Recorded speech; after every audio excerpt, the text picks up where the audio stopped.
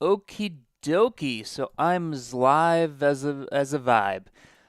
Okay, so if you're watching this right now, I just started the live stream, which means nobody's watching, but you are, which means you're watching after the fact, video on demand. We're going to be doing Nodevember Day 16. I'll talk about it. Feel free to skip a minute ahead. I'm just. Oh, wait, why is the stream not going anywhere? Let me read 1 second. This is exactly what I'm saying. Feel free to just skip for a bit.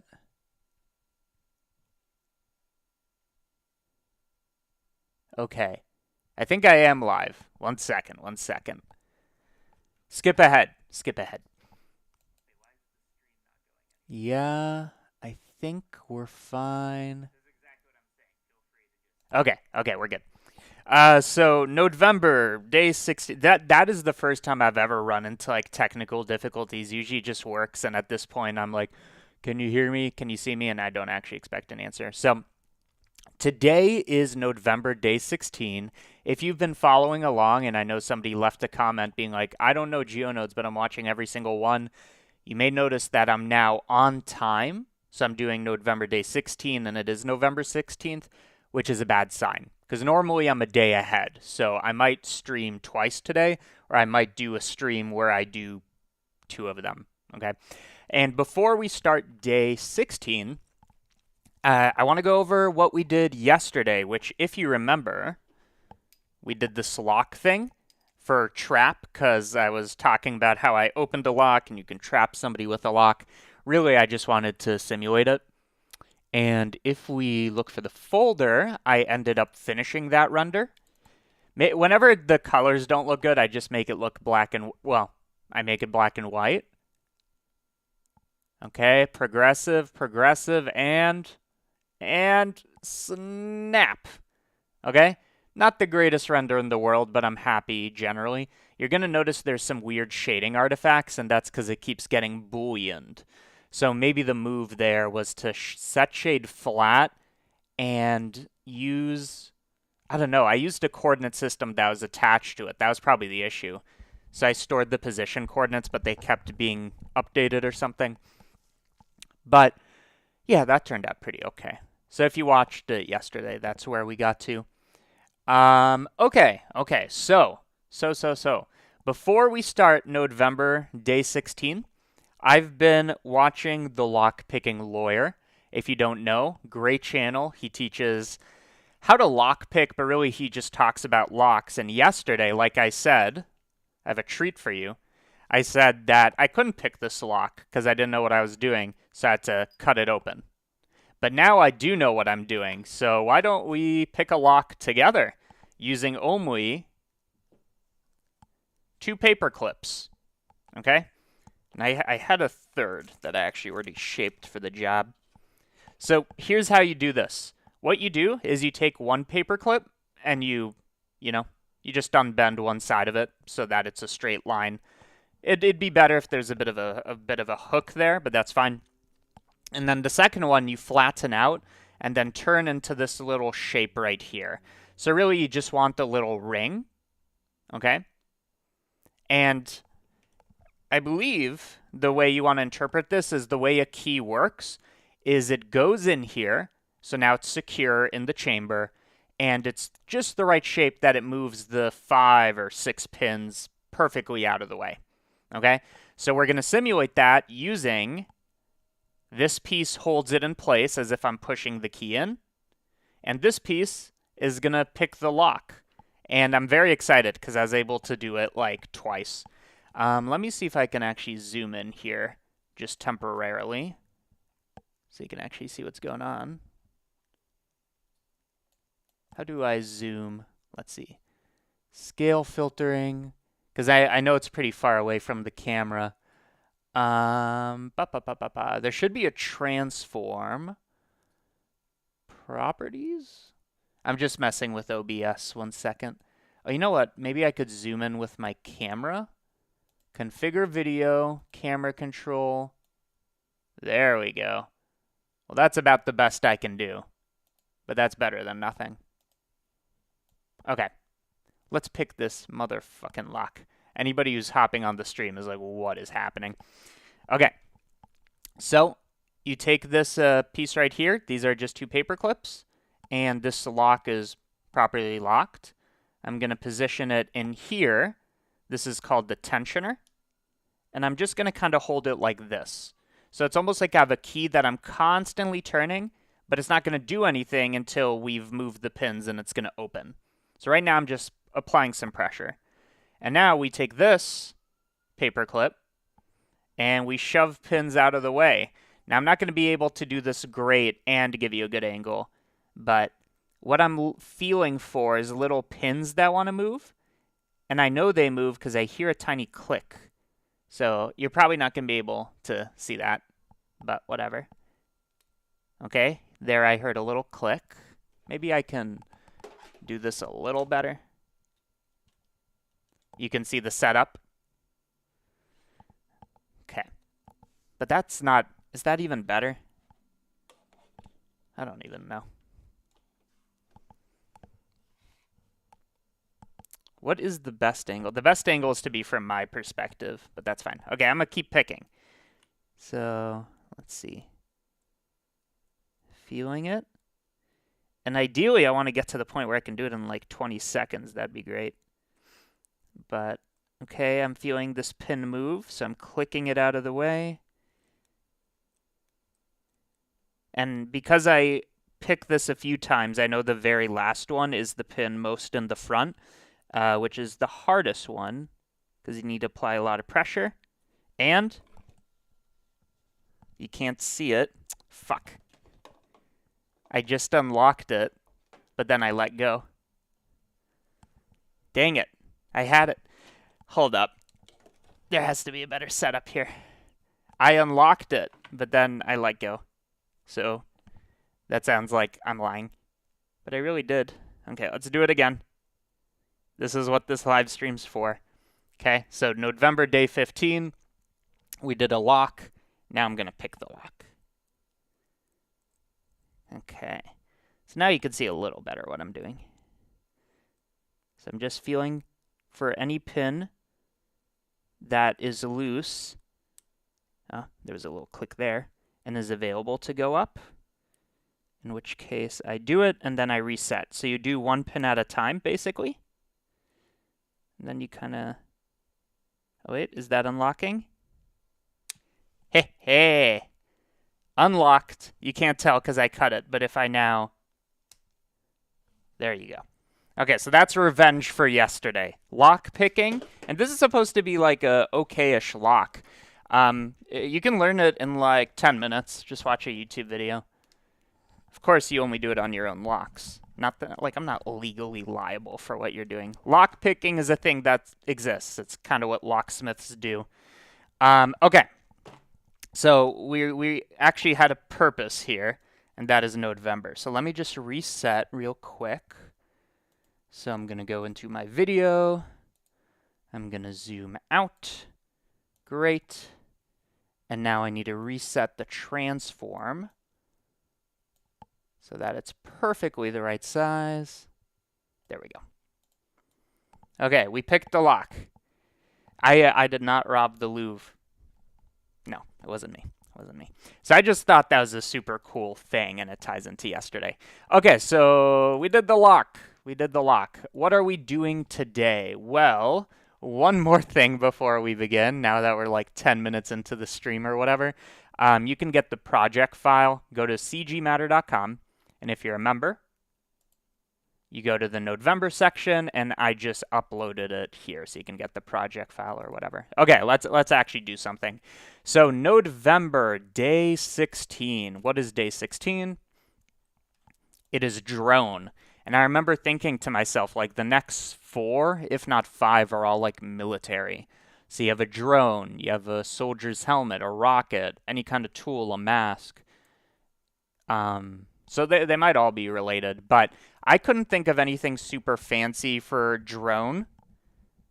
Yeah, it's a lock-picking lawyer stream. I couldn't think of anything fancy for drone, so I just downloaded a few images. I think I'm going to do a standard drone with the propellers, but maybe it's procedural in a way where you could pick the number of propellers. I kind of like the quadricopter kind of shape of it, where it has these like rings where the fans go. And here's like a more tactical looking one. I'm sure this is just like a DJI one. I think you can kind of tell. We're going to make something like that. So really the interesting part is how do we make it look like it's hovering, and how do we make a interesting looking body? Which I think both are going to be quite easy. So we're going to open up Blender 2 days from now. Blender 5.0 comes out. Yeah. Okay, toggle full screen, and let's begin. So this is day 16. Nodevember, day 16. And I really might stream 2 of them, because I don't want to be behind. It's very easy to get to the point where it's like nighttime, you're like, oh, I gotta do it, and then, you know. So day 16, this one is drone. And let's make the propeller first. So the way I see a propeller is we make a single blade. The shape doesn't even need to be good because it's going to spin so fast. We then instance it so that there's like, I don't know, 3 of them. And they are about an axis where they rotate. And we can choose the speed. So really all we need to do is make one shitty blade and just move on from there. So let's get some reference. I think this one's probably the best reference for this. I like how it twists. Maybe we'll go for that, just in case you're able to see it for like a millisecond. So I'm going to start off with my good old quadrilateral, which has been kind of like my go-to for when I need to model something custom. I don't know, I just find it easy. And I'm going to fillet this curve so that I get a nice smooth thing. You can kind of see it's smooth over here. So let's do like 8 iterations like that. And before we twist it, I do want to make like this section bigger so it's not like a uniform scale here. And you know, I can use my generated coordinates node, so that again is absolutely for free.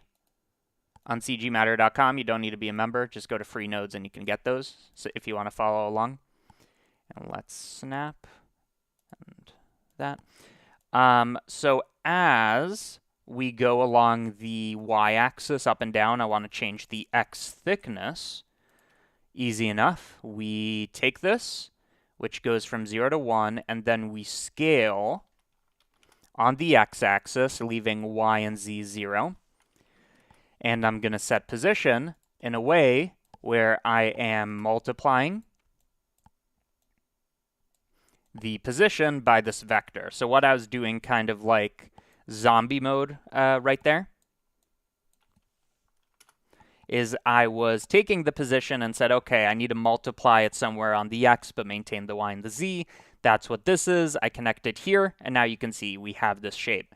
Makes sense because y goes from 0, a full pinch, to 1, change nothing.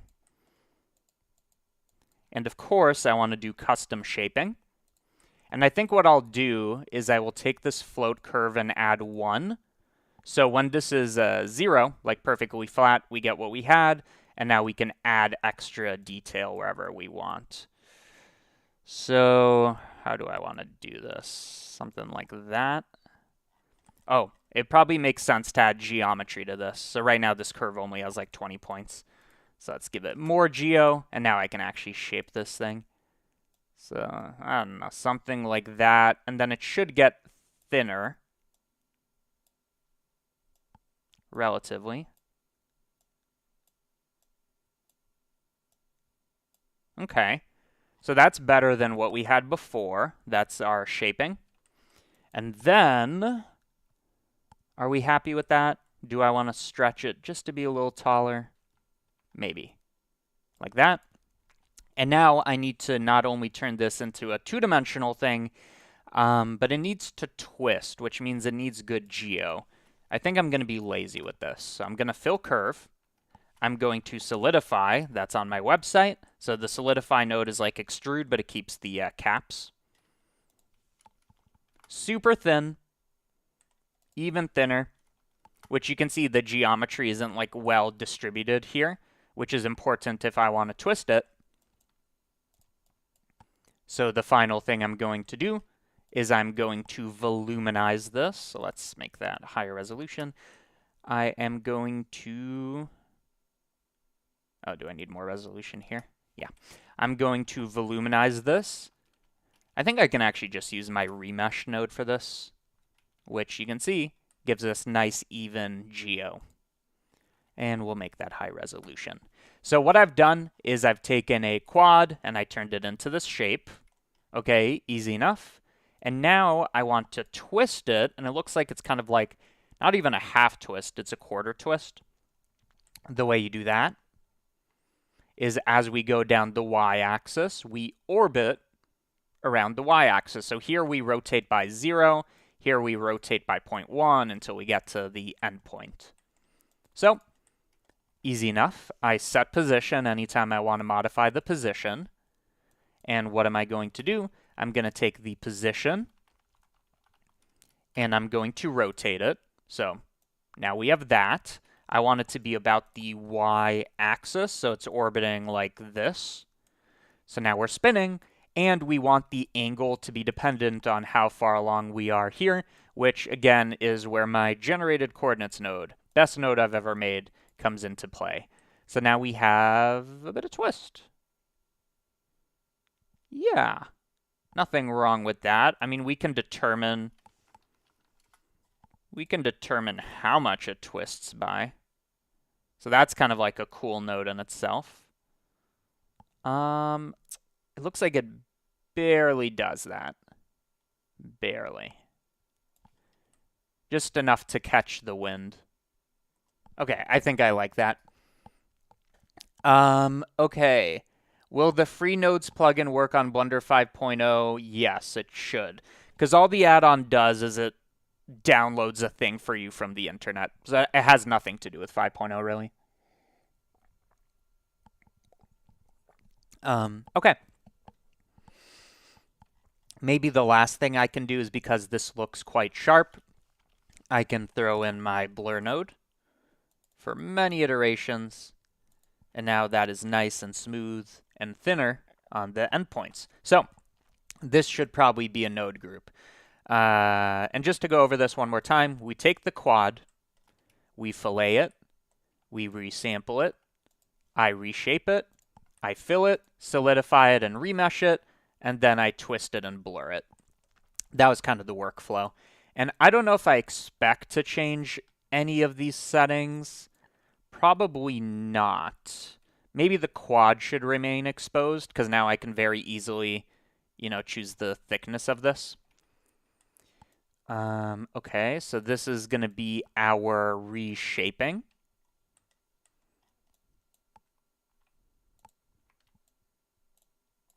Which a lot of that doesn't need to be exposed, is what I'm learning.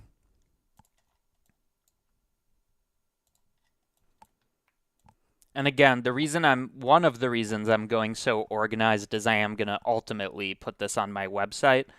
And I think, here's one of the assets that's in 5.0, curve to tube. Like, what in the actual fuck is this? Right? Like, this is supposed to be a Blender asset. So I don't want to do whatever that is. No offense. Okay, so this.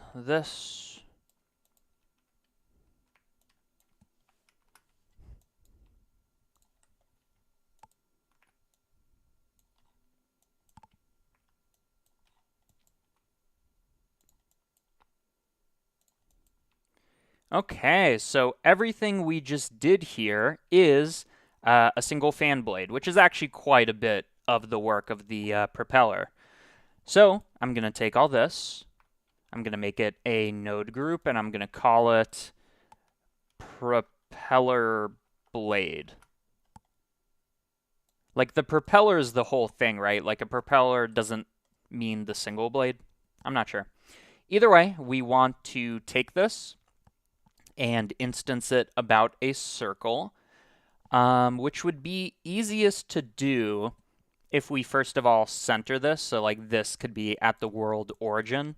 I just want to pick the lock again. Why not blur then twist? I don't think it matters. I think twisting does a bit more distortion, so it's probably better to smooth after. So that's my logic. It really doesn't matter, especially this is going to be motion blurred to shit. So what was I saying? Well, I don't plan to reshape this, so I'm just going to move it down by some number because I don't need this to be like procedurally calculating where this is. It's fine. And then to get 3 of them, it looks like, I'm going to create a mesh circle with 3 points, and I bet you know what I'm going to do at this point. So instance, this, now we have 3 blades, but we want them all to point outwards, right, is kind of the issue. So if each of these spawn on a point, and we want them oriented kind of outwards, I believe what we can do is I can just take this position, which is going to be on the XY plane, this vector, and say align rotation to vector, basically. So there's a node for this, align rotation to vector. What is the vector? It's literally the position, and let's see what that looks like. Almost. Just play with these numbers until it looks right. I feel like this is correct up to a rotation.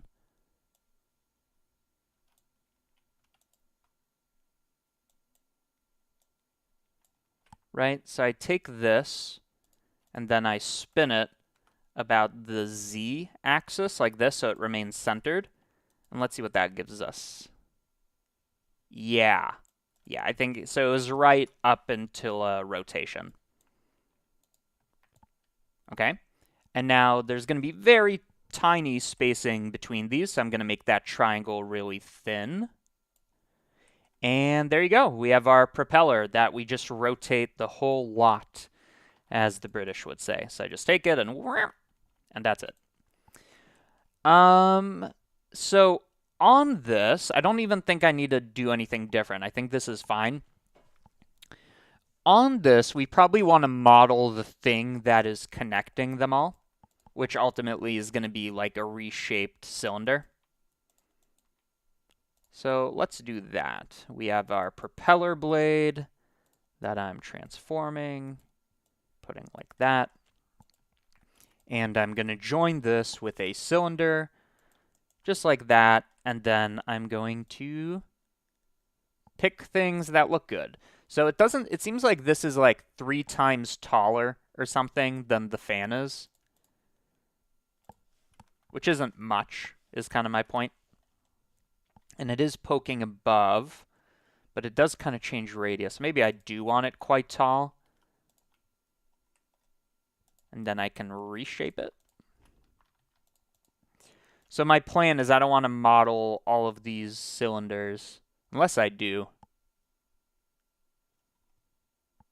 No, I'll do this all in one sweep. So if you saw the monument one, day 12, then this is going to be pretty familiar. So on this cylinder, I'm going to add a lot of cuts, in a sense. So a lot of side segments. And then the reason for this is I'm going to do the exact same trick we just employed a second ago. I'm going to use set position to take the position and multiply it, in other words, scale it selectively on the XY axis, but not the Z, so it remains the same height. And then how should they like stretch and, how should they stretch and squash based on how tall it is. So that's going to be our generated coordinates once again, X, Y, you can see makes this cone, and then of course, I'm just going to shape it. Might be easier to just kind of use a function for this, but that's fine.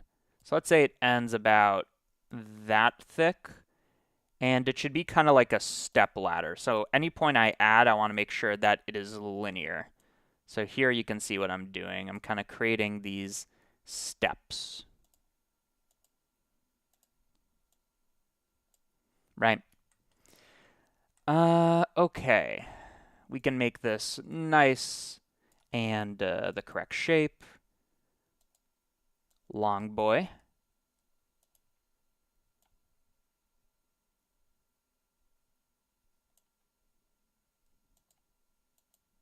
Oh, you could. Oh, no, you can't move them together. Can you? No. I didn't expect that I would be able to.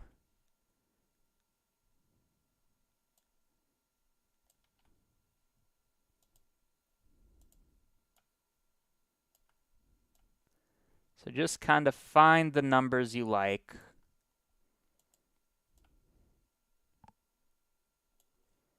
That looks pretty good to me. And then this section is way not as tall. Oh no. No, no, no, no, no, no, no. No. No. Well, either I saved or there's an autosave. Let's try the autosave. Recover. Autosave. Right now it is 3:30. Perfect. Turn on your autosave. It saves you. So something like this.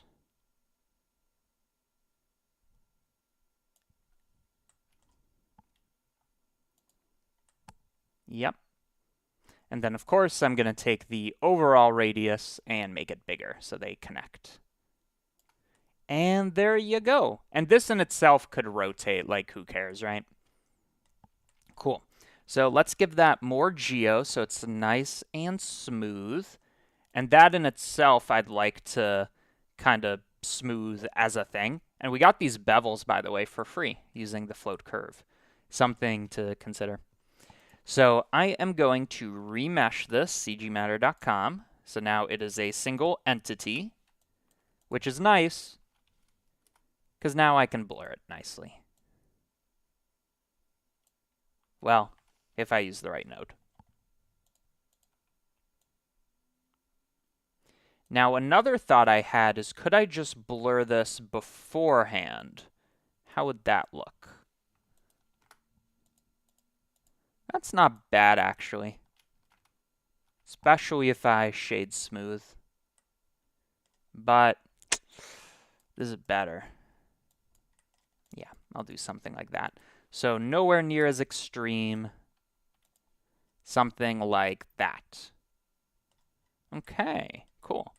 I'm just going to bring up the radius just a little more. Procedural modeling as a concept is so cool. And that is our thing. And I believe the rest of this frame for a propeller is static, right? It's just this is the motor that spins it. So we're kind of done with the rotating section. And now we just need to build the frame. Okay, so let's consolidate. What do we got? We got a big boy float curve. That's what we got.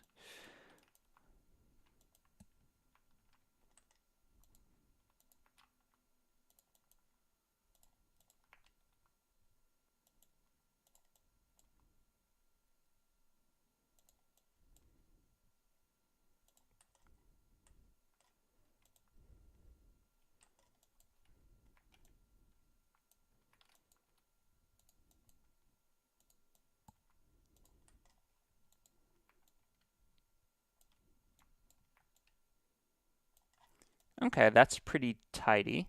So let's review. I started off with a cylinder that I positioned lower.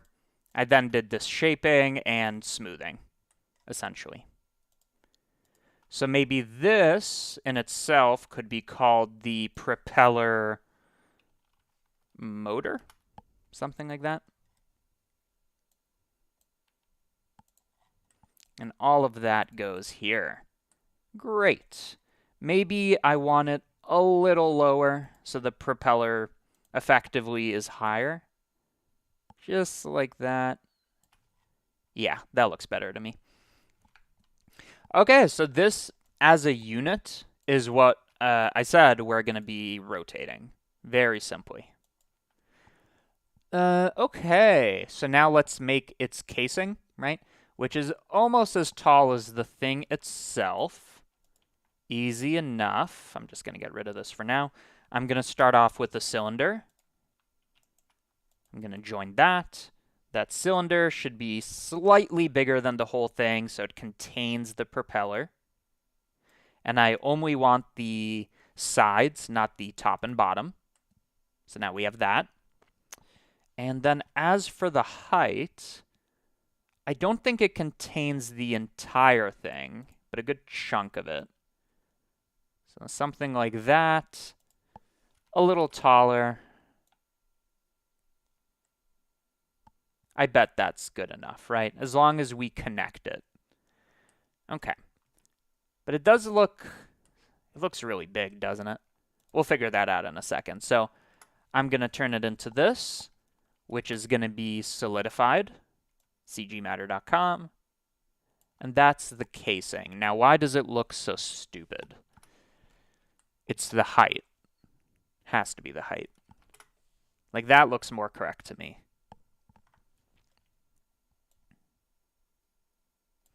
Which tells me that I made... No, maybe that's fine. Like, they connect to the body. Let's see if I can get a different reference image. Okay, so you got... I mean, this is a totally different mechanism, but they connect to the body. I mean, this one doesn't even have a casing. Yeah. It looks like it's up to us, pretty much. Whatever we want to do. I think I'm going to go into the propeller motor and make it a little shorter. So 2.25. And then to account for that, move it up a little. Yeah. Yeah, I think that looks better.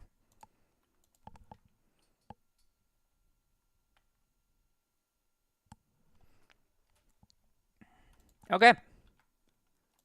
So now we got this bad boy, which I'm going to smooth out. And then it has this lip here that we could simulate.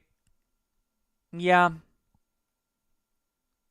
Yeah, we could simulate by doing a bit of an extrusion or something.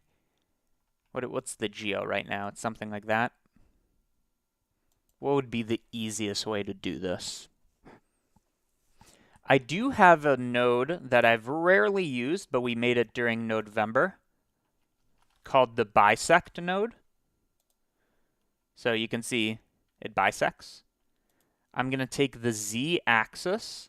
I'm going to look at it combined, which effectively just makes a cut that I can move up here to the lip. And then I just want to extrude that section, right?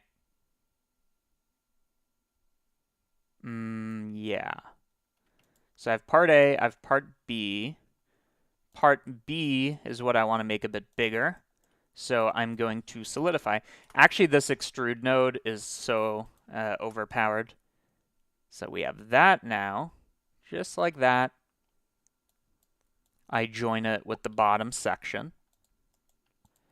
And now we have just a bit of a lip that I can make taller.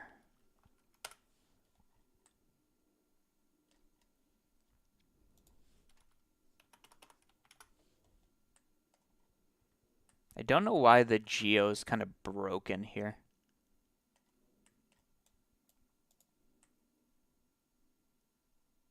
I have no clue. Why would that be? Maybe because the cut is just a little bit off?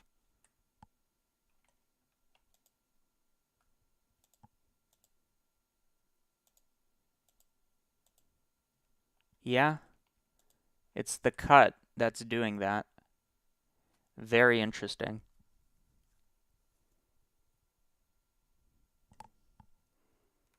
Well, that's not an issue because I can like flatten it.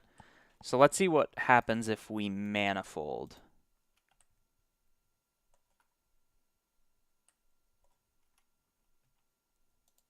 And every once in a while, I made this add-on that gets rid of the top bar, but sometimes it glitches out. Yeah. That's okay.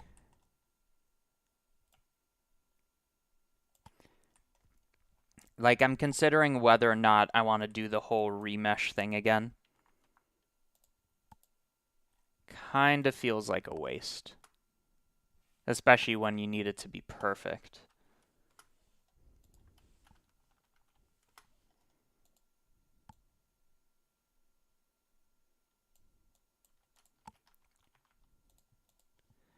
Maybe, though. Like, it's not that expensive, especially if we bake it. And that does look quite nice and more plasticky. Okay, so let's assume we have that. And if that is the case, what does all of this look like combined? Yeah, that might be worth it. I just need to move the bottom of the thing upwards a little.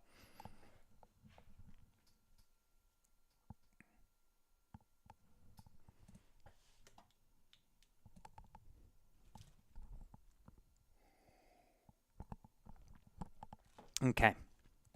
For the propeller motor, I'm just going to reshape it a little without kind of ruining our logic. So I just want to take this bottom section and move it upwards. So I can do that non-destructively, of course, because, I mean, it's nodes. I could set position such that it goes upwards. So I'm going to take this up, and I'm going to scale it by the generated coordinates of the z, which right now stretches the top part. But I want to do the exact opposite. So I'm going to use my invert node. And now it just moves down the bottom. Great. And let me just reshape this a little. So what does this do? What does that do? Okay, we definitely want this. Okay, so before and after. Very simple. Doesn't mess anything up, except for when it does. Huh. Oh, because we're... Why is that happening?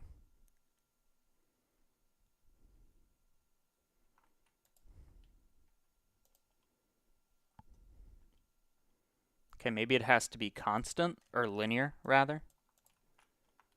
Yeah, I guess I could understand why it would be linear. Otherwise, it kind of hops in the way. Okay, so before and after. Not bad. How does that look at the attachment point? Just a little wrong. Just a little wrong.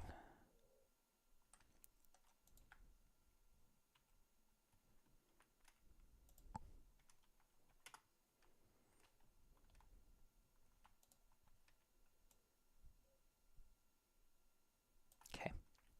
And remember, I only have to do this once, and then I'm going to instance it. Okay. So I think we did it. So I can turn this into a node group. So just to review, we had a cylinder, I moved it, thickened it, bisected it so that I could do the lip, and then ran a remesh. So I'm doing lots of remeshing, which makes me think maybe I should put the blur as part of it in the node group. Until then, though, let me compress what can be easily compressed.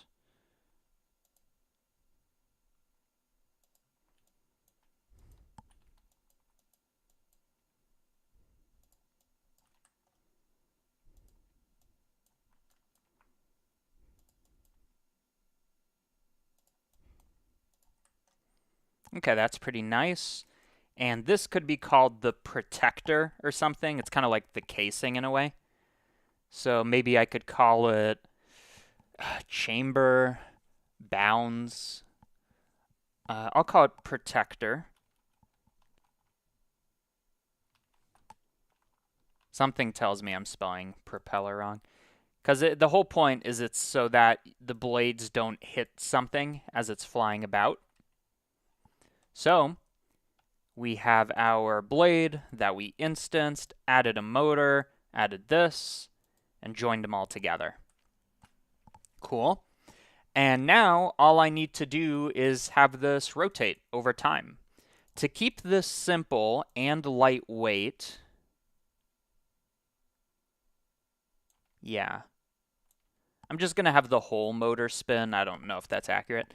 So I'm going to put a bake node here just so that I don't need to calculate this on every frame. Making sure that it goes to disk so that it saves faster. So super fast bake, but now rotating it is going to be very fast, right? And I'm going to use my time node to rotate it specifically on the z-axis. Okay. Speed of 3, speed of 15, speed of 30. Like, it should just be motion blur city, right? Yeah, I think that's going plenty fast. And we could use subframes to look at it, but I think that's fine. And then you could argue that each of them should have the same speed but be offsetted a little, and I agree. But so that we can make this simple, how about we instance them and then rotate them on the z? That way we get effectively the same thing. Okay, so this is our spinning. So that can be a node group where we connect the speed. Spinning. Connect the protector. Okay, and then that should be instanced on a quad.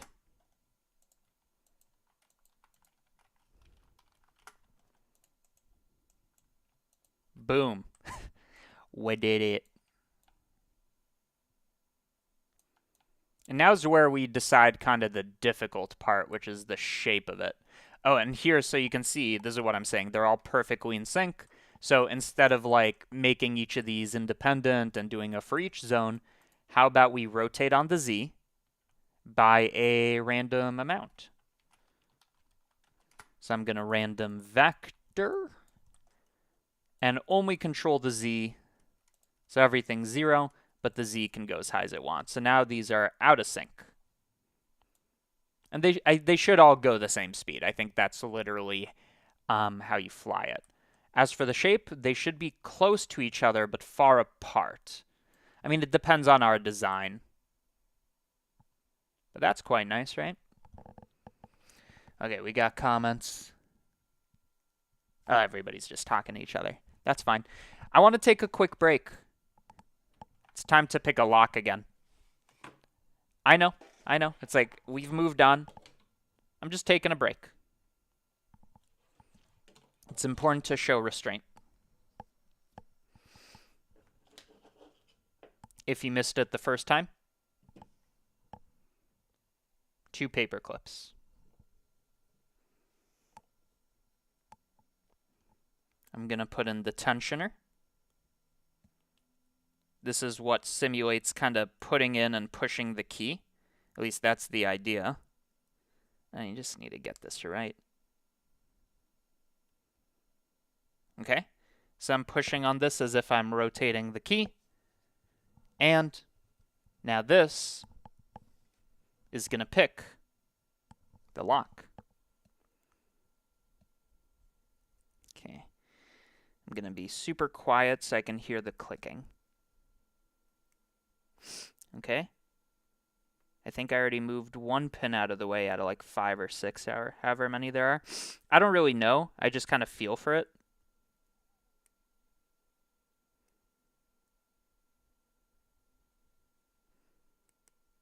There is one.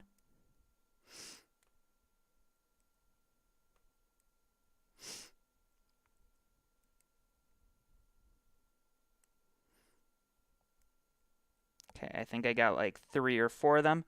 So we should be close.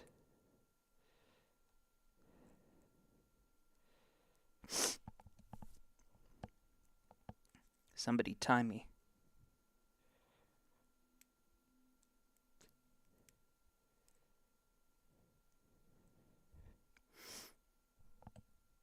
And I know you can't really see what I'm doing.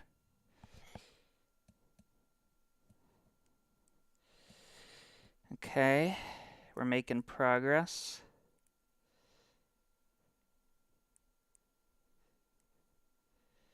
I'm gonna spin this so that this curved side is pointing up.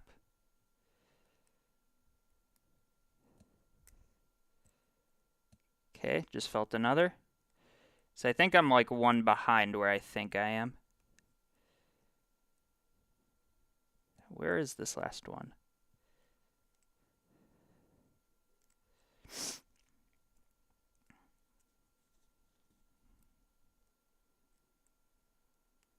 You remember doing this in Skyrim?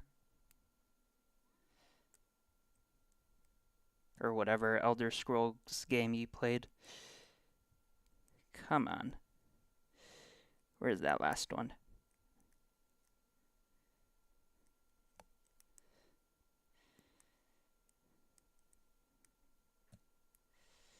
Okay, make sure not to let go of the tension.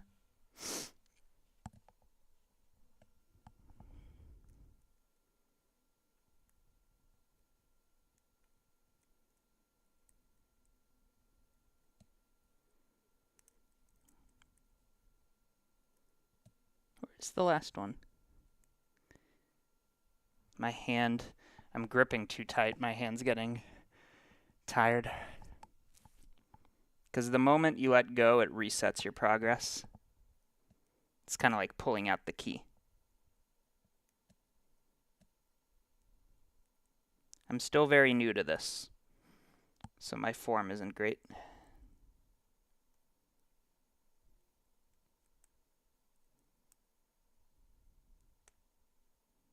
Okay, I felt something move. Come on. Dude, my wrists.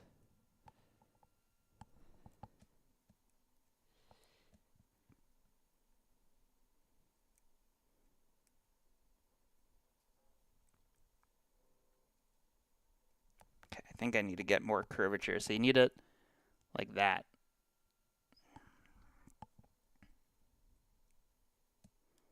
Come on. Give me the cheddar. Might need to do a reset. I don't know if you could get like in a stuck configuration or not. I don't really know how that works. Dude, I should do a lock-picking GeoNodes video. Like, not even joking. Educational, of course.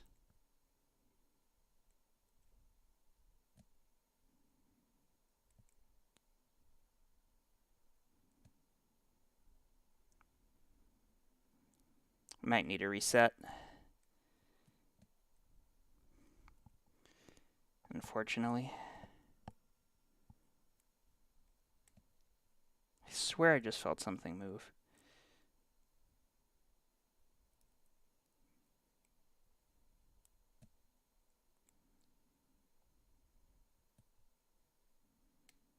Aha!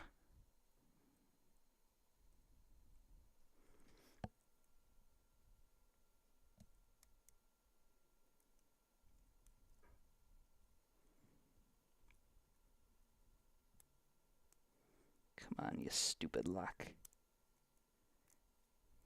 Open.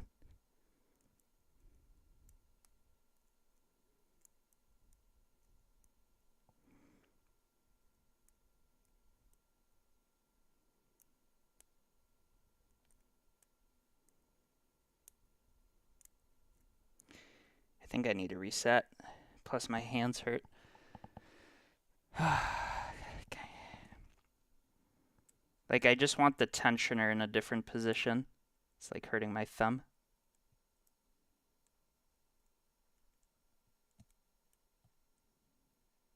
And I'm not using tools, I'm just using a paper clip.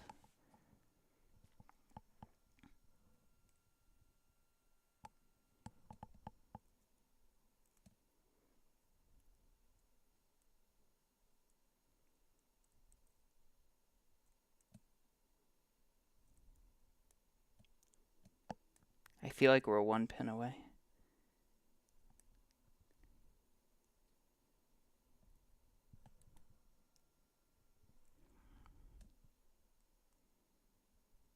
turns out, like, if I watch back the live stream, I'm like, why did it take me so long? Like, this is the majority of the time. If I push one too far, I need to start over. I might just want to start over for a better grip anyways. Okay, restarting. Because on one of them, you have to keep applying tension. I don't think it's even that much. I think I'm, like, going too hard. Okay, let's see. So I'm going to put in my tensioner. And I'm going to bend it this way so that it's in a nice, comfortable position.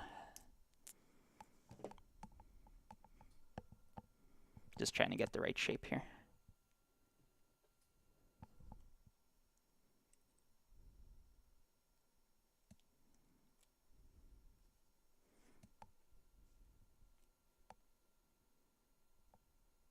Okay, that's nice. Nice and gentle. Nice and gentle.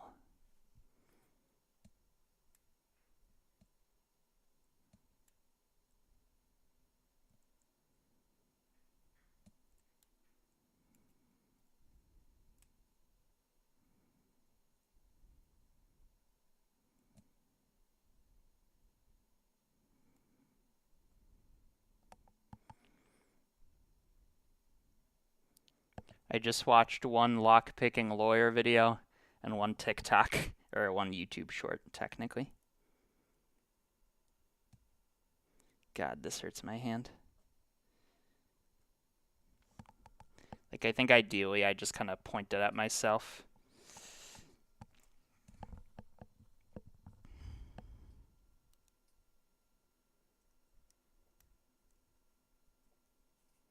I was so excited the first time I did this. I'm like, whoa, I can do it in 10 seconds.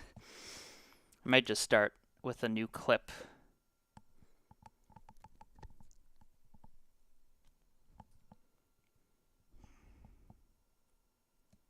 So that it can go in a bit deeper.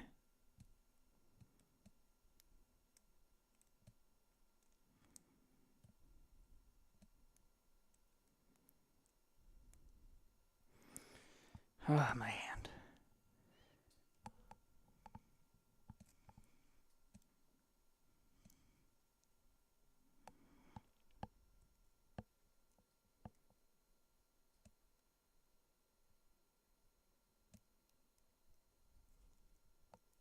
And I don't really know anything specific about this lock. I've heard something about safety pins and all kinds of different pins. So I don't know if this is like easy or hard or what. All I know is I've been able to open it in the past.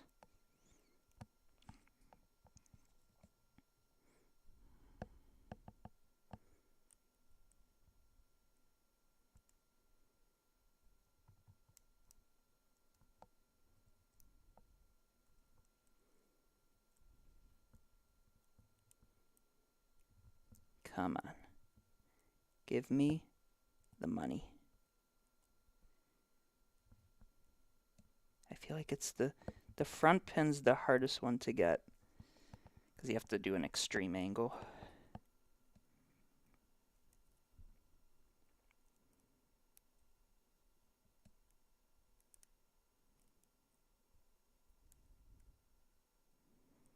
God damn it. Start with the last one and move up just a little and not too hard. I still don't have a feel for it yet. Oh? I feel like I felt give.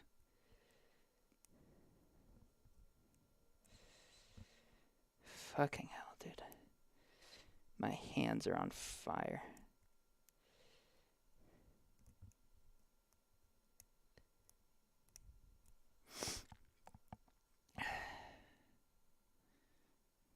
Like, I assume your hands should not be on fire.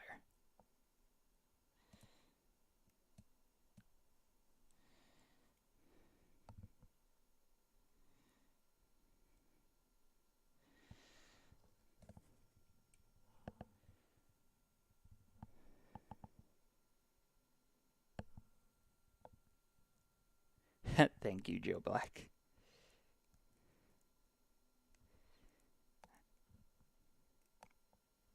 Okay, I'm gonna go into Zen mode. I'm not gonna say anything.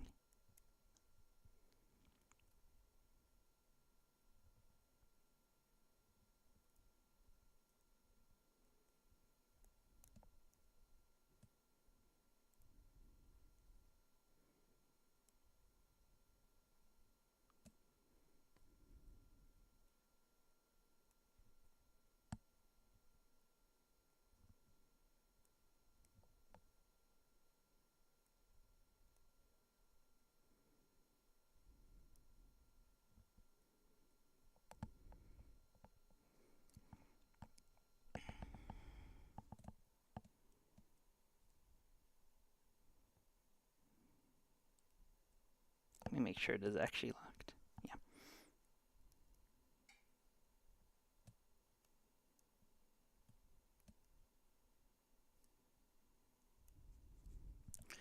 Fucking hell. Oh, give the hand a break.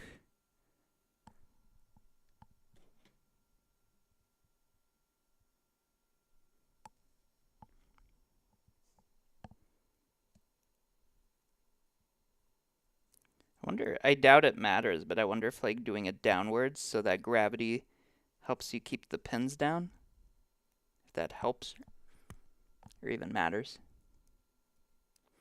I'm surprised. It seems like there's a few people in here that know a thing or two. It's like back in my day.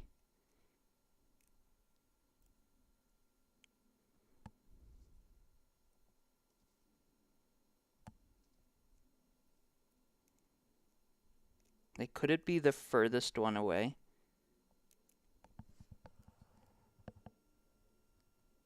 Like, I don't think it even goes that deep.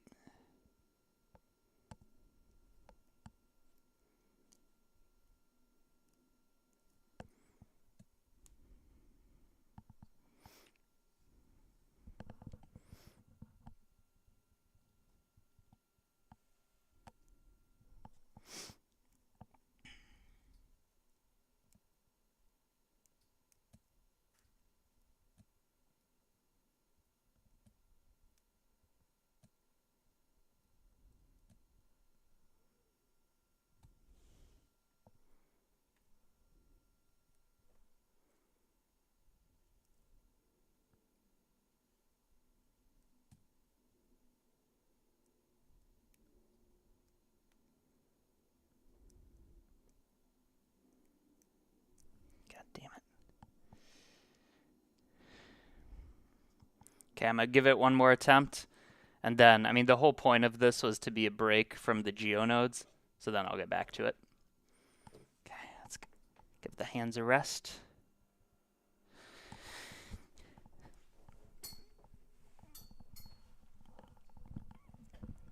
Okay. This one's for everything.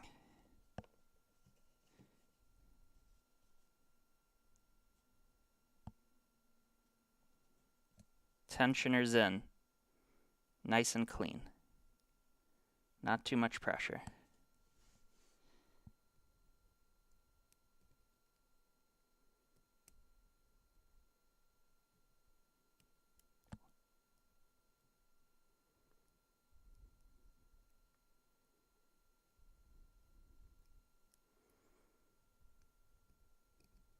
Oh, I can see the pin move.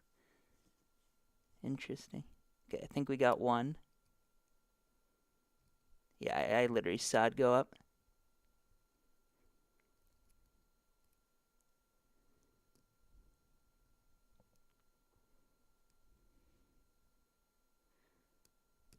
So that one's out of the way.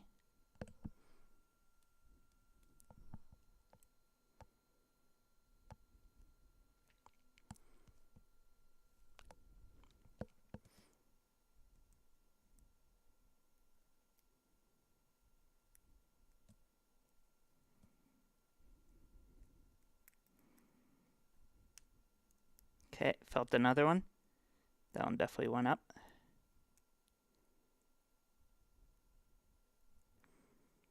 So now we should be 2 or 3 deep. So that's over halfway, presumably.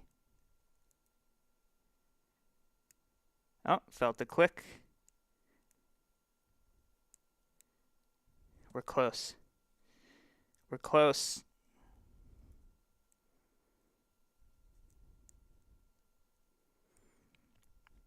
I'm going to flatten it every once in a while. Seems to help.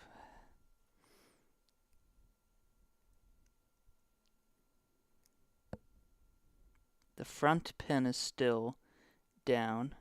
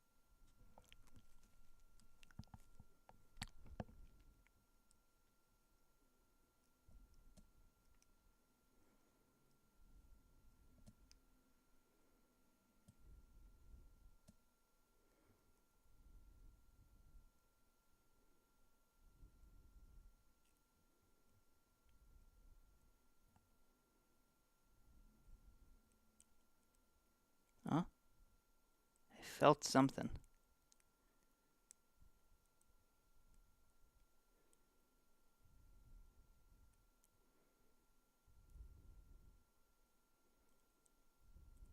Don't you hate it when you can do something like a few times and then, somebody comes to look and then you're like, you choke?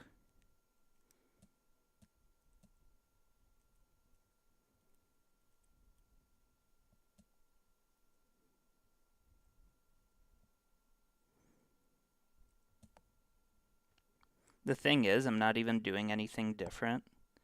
And both times, 3 times I opened it, I did it like pretty quick.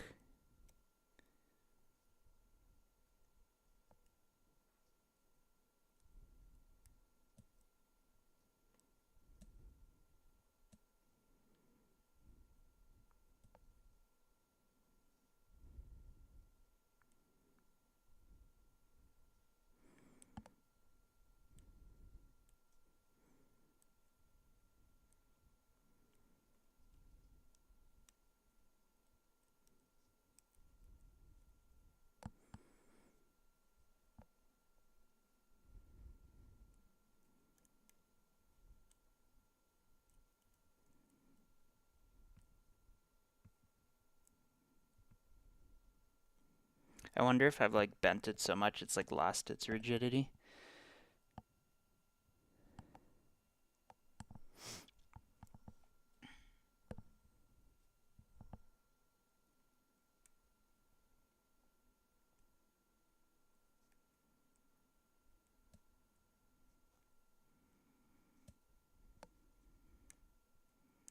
Oh, that was a click.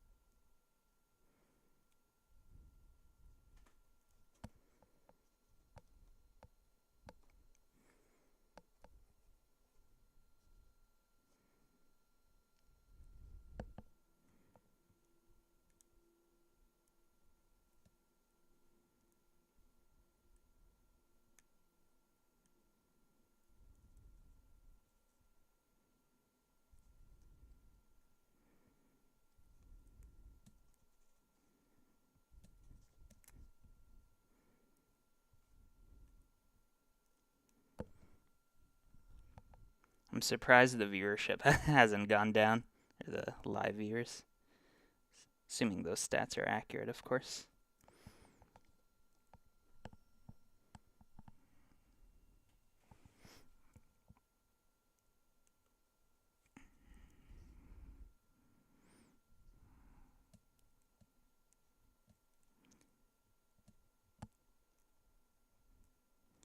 Okay, let's give it 2 more minutes and then I'm done. We came here for a purpose and it was not this. Here, let me clean my hand.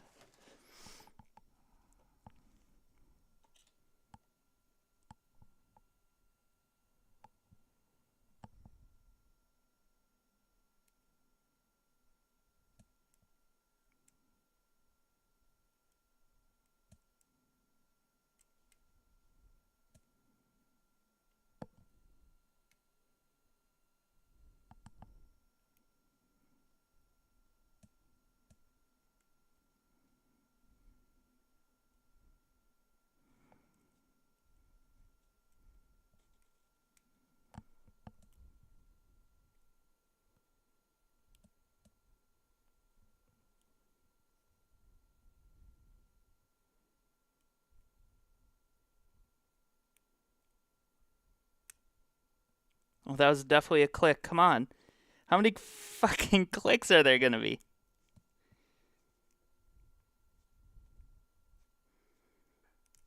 This is like a 10-pin lock.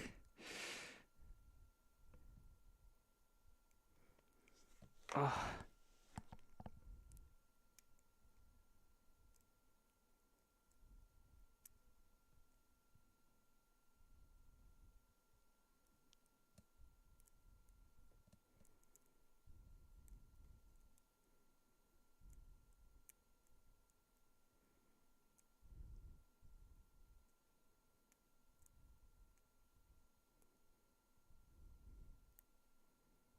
My suspicion is it's the deepest pin, and I can't quite reach it.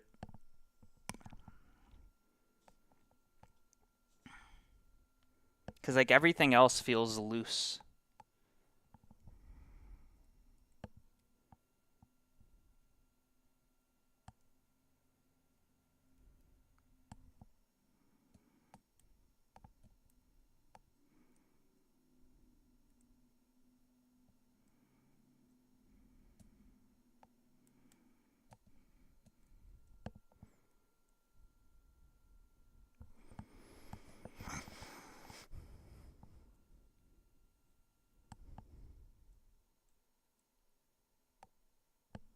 Okay, one more minute.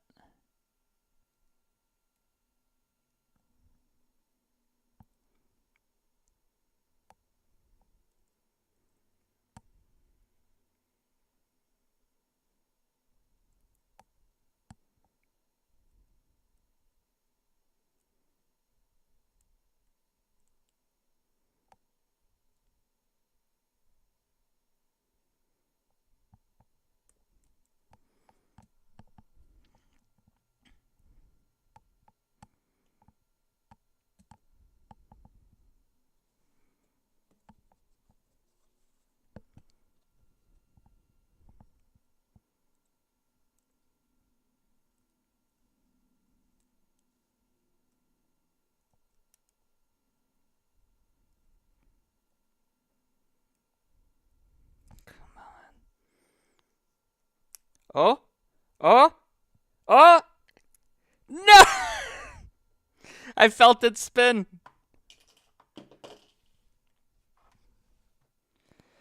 I'll come back to it after another part of this is done. I swear it turned a little.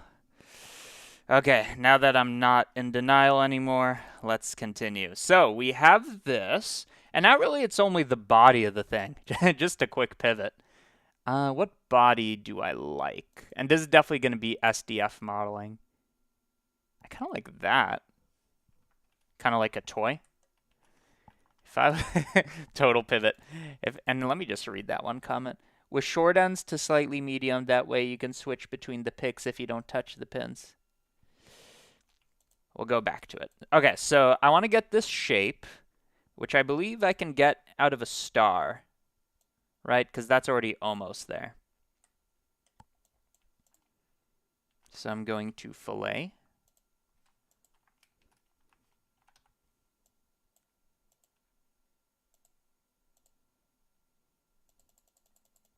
So you can see what I'm thinking here.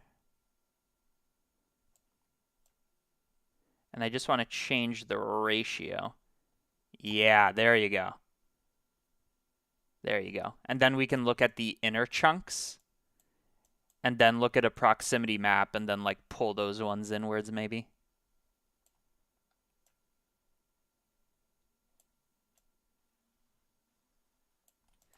Okay.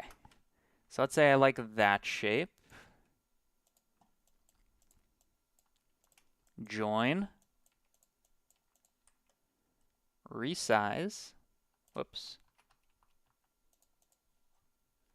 And if I do this shape, they need to be equally spaced.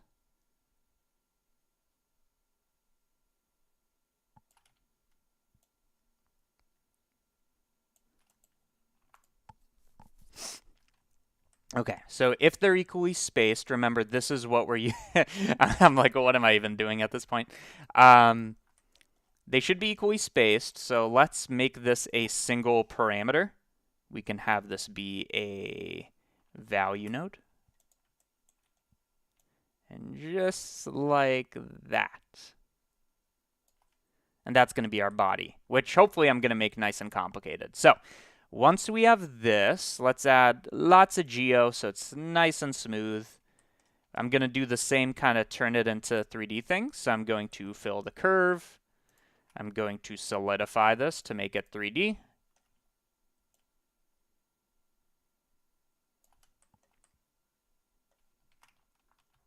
Then bring it downwards.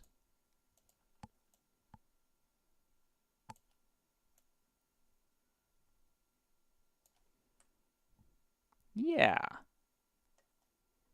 I think it should overshoot just a little. And then the issue is we made these like circles so big.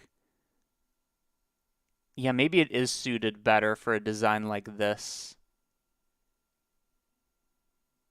You see what I mean? Like there's not enough space in here. Well, let's say we did that.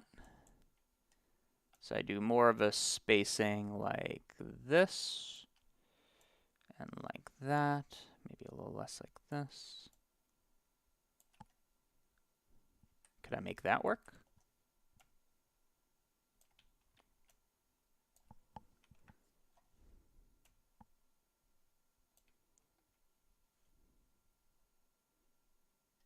No, in that case, I'd want a totally different body. Oh, geez Louise. That's all I gotta say. Okay, let's make a organic shape. Quadrilateral, my go-to. Make it the perfect size. Like that. And then how do I want to shape it?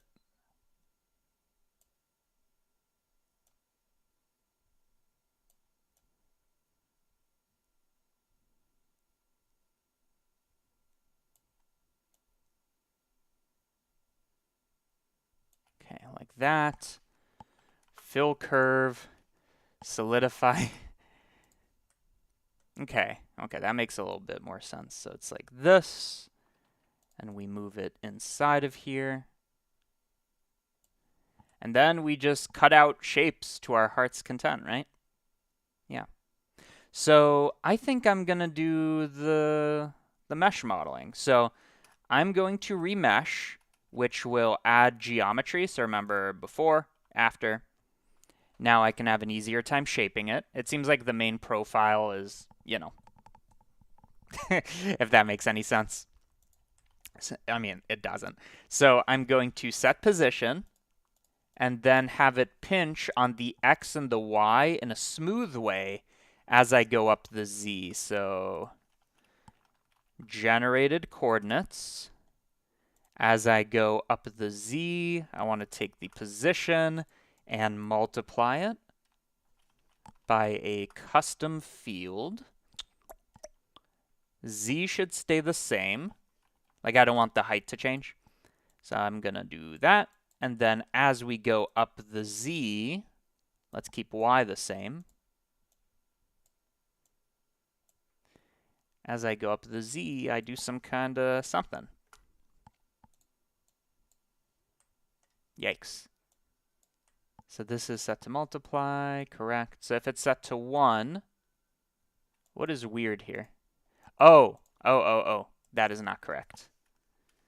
These are the generated coordinates. So I want to use a separate position node that I made. It's just position separated. Z goes to Z, Y goes to Y. And then X, oh no, what the fuck am I doing? 1, 1. Sorry, people. I'm still tripping. So now I can kind of shape the profile of this. But it shouldn't be the X, it should be the Z. Okay. Okay, I can do this. I can do this. So this is 1, 1. And as I go up the Z, I should be scaling the Z. Okay, so now I can shape it. Yes. Sorry, I'm just out of it for a moment.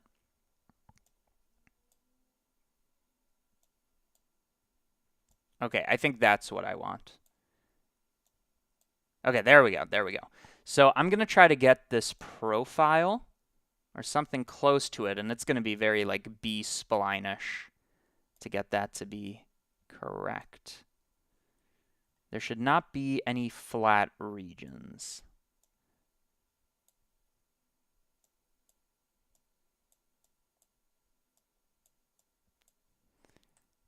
Okay, that's definitely better than it was.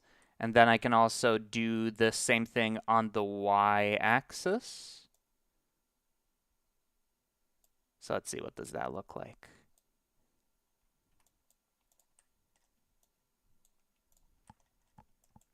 So on the y-axis, this is like that. And then as I go up on the z, it's gonna do that. Okay. This one should be more gentle. Okay, so that's already better than it was. So before, after. I'm gonna blur it and probably remesh it again.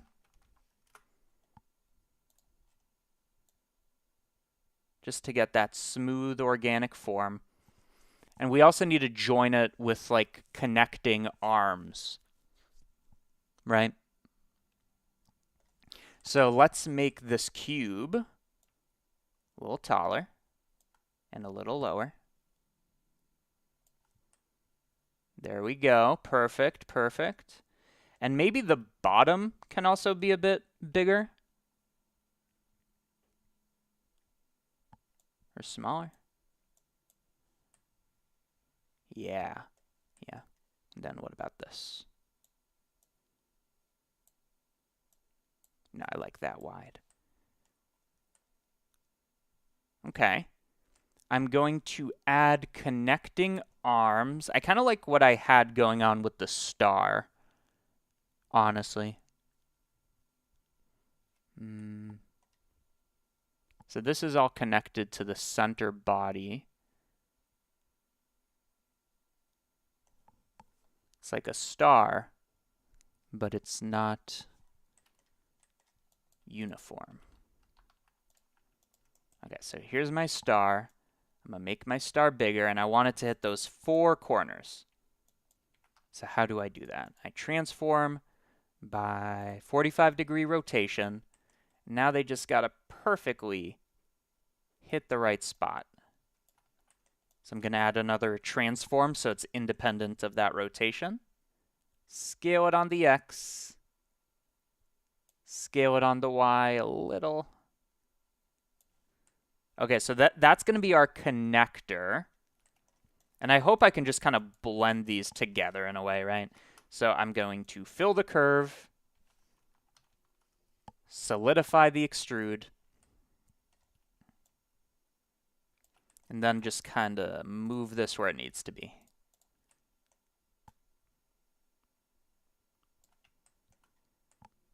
Okay, so now it's touching the parts, but you can see it ends on a infinitely thin kind of point, which is because of the star. So if I was to fillet the curve,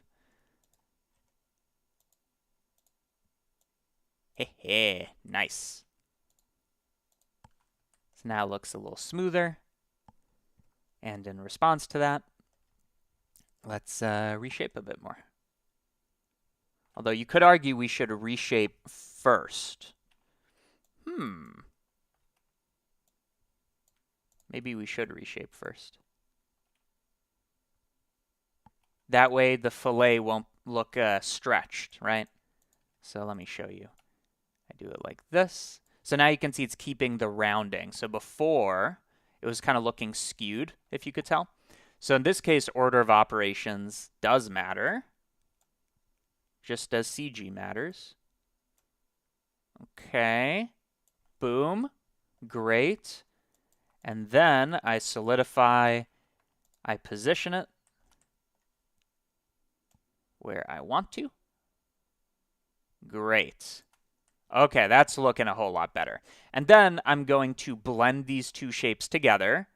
How am I going to do that? Well, what do we got? We got this. We got that. We got this. We blur it. Maybe I won't blur it yet. So we got this shape. We have that shape. I'm going to join them together. And then I could do a mesh. Yeah. Okay, so mesh to SDF grid. That makes it a volumetric. And then to bring it back to a mesh, we do this. Okay, so now you can see they're nice and connected. You can make that resolution higher like this. And now the question is, okay, they're connected, but how do I get like the higher resolution I make it, the more kind of pinches here? How do I isolate those regions specifically? Well, that is where a lot of the SDF nodes come in. So I think I found median, or no, curvature to work. So different ones look at different kind of areas to change. So that's curvature. Let me try median. Okay. And then let me try fillet SDF. Oh, that's the one. You see how it's like perfectly isolated those sections? It looks for very sharp sections like that. Yeah. Okay, great. What does that look like? And the main thing we're going to look at is the propellers. So I'm going to blur the position. Nice and smooth.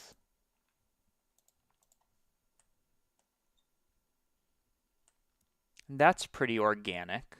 I just want this to be a bit smoother. So maybe...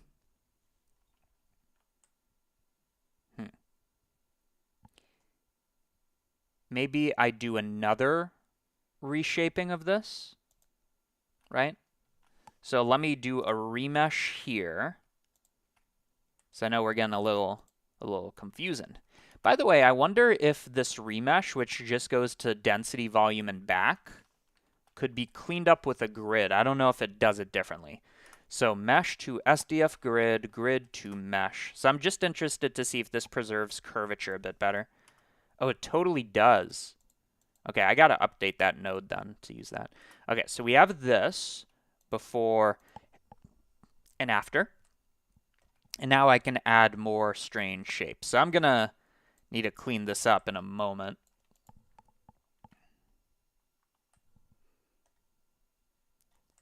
So I'm getting some suggestions. Okay, so I'm going to set position like this. And I wonder if we could do something interesting where as we go along the X, we do some kind of noise, which might seem weird, but I want it to be this organic shape. Okay? So I'm going to take the position. I'm going to multiply it again, so this time I remember what I need to do. I combine X, Y, Z, scale them all by 1, so I multiply by 1, and it doesn't change. But effectively, I want to multiply the Z, okay, which looks like that, at a very low scale. I'm talking super low. And you're going to see there's variety as it goes along the y-axis. I do not want that. What I want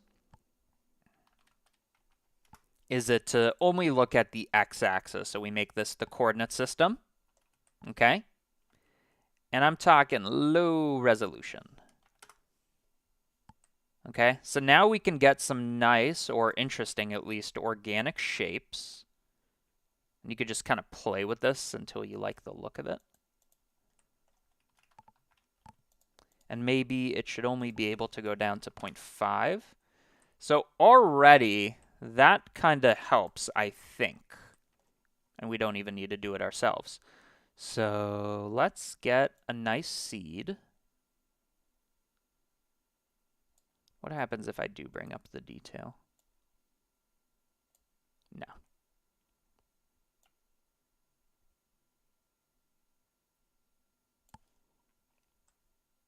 Okay. And then people are saying to pinch the front. I'm not sure if I want to do that. So what does this look like in context?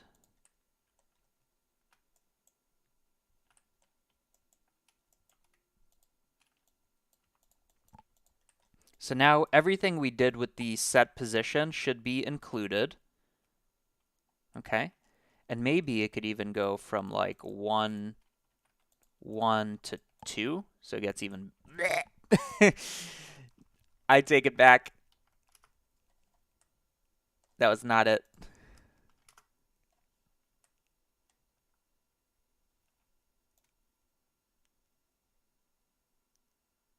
And yeah, there should be, I don't know if I agree with pinch at the top, but there should definitely be a hump in the back, which I guess in a way relatively is kind of the same.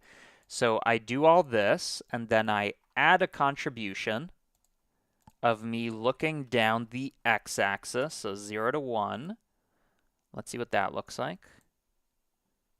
Okay, so now it's kind of weighted in the back, so before and after. And maybe I can give this a nice curve. So boop, nope, boop, nope.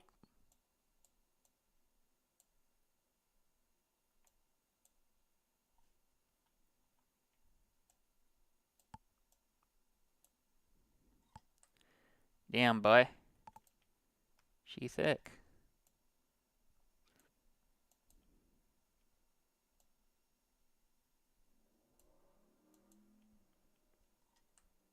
Okay, that's already looking a bit better. I think the star section should probably be thicker and then lower so it doesn't intersect the blades. And again, if we're looking at it from top view, I don't really care about how these connect. And then we're also interested in how to give it like design, right? Okay. Okay, so let's say I like that shape. So I'm just going to bake it for now. I might change it later. So I'm going to bake this. I can't believe it's only been an hour and a half with all of that like nonsense about the lock picking. I guess I go pretty fast, huh? So this is going to be on disk. I always do that because it bakes faster. And then I said I want design. So I think what I'm going to do, something a little controversial. I'm going to scale by the normal, which is going to inflate this. But what am I going to scale by? Let's try a wave texture going on the z-axis. So as we go, this way. Okay. Let's make that super low res. And then if we look at this as a field, I think what I want to do is I want to make these like razor sharp. Razor sharp. So let's see what it looks like if I do like a greater than 0.5 kind of thing. Uh-huh, just as anticipated. And then in those sections, I'm not going to say like 0 or 1. I'm going to go 0 or minus 0.1, so it goes in a little. Okay, so here's what that looks like. And then I can make those lines nice and thin. And let's see that in context. Okay, it's definitely the start of something. I'm not going to be sitting here admitting that or saying that looks good. Okay, now we're starting to get somewhere. No. Yes. Yes. Yas. And then I can even offset it like that. Isn't that interesting?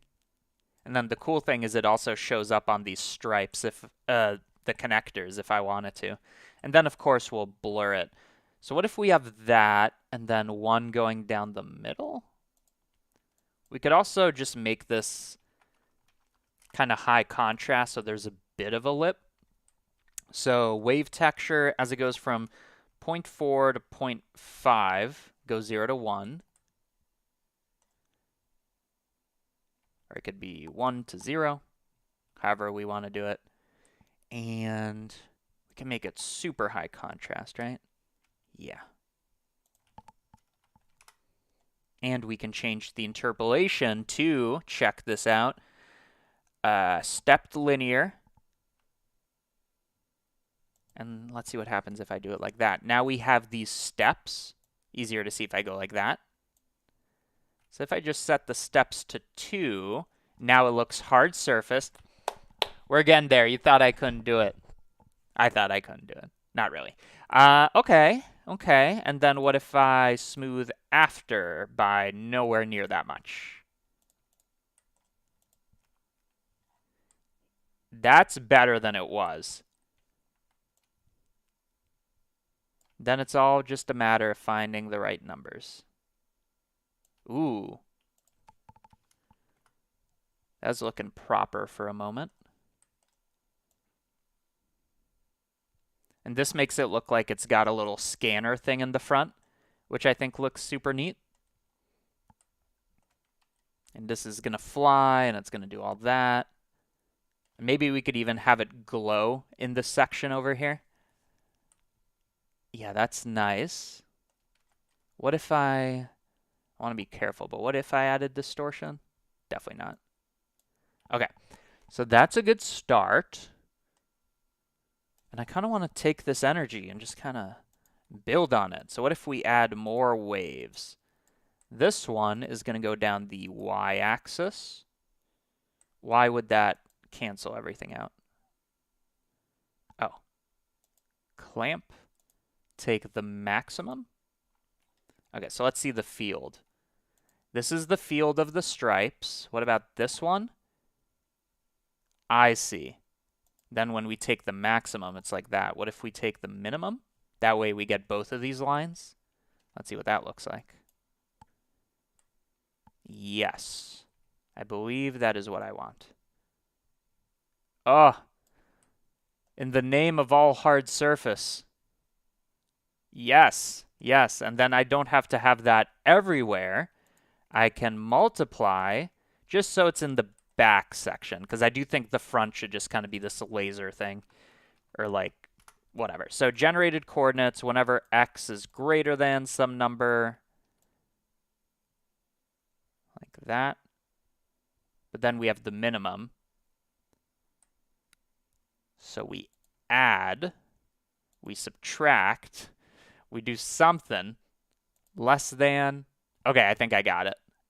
Because it's the minimum, you just got to behave weird, is kind of the essence of it.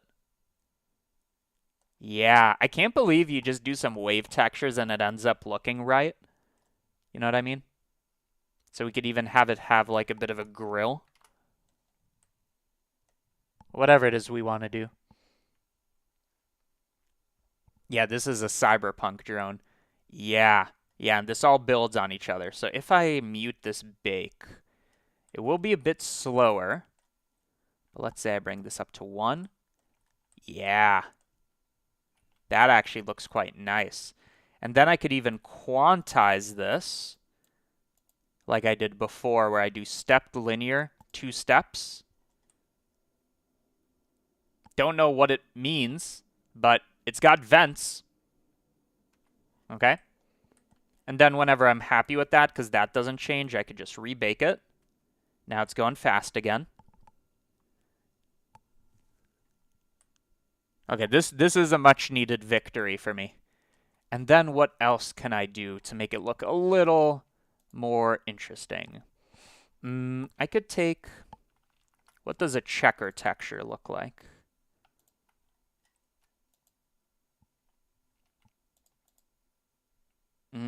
Might be a little too geometric.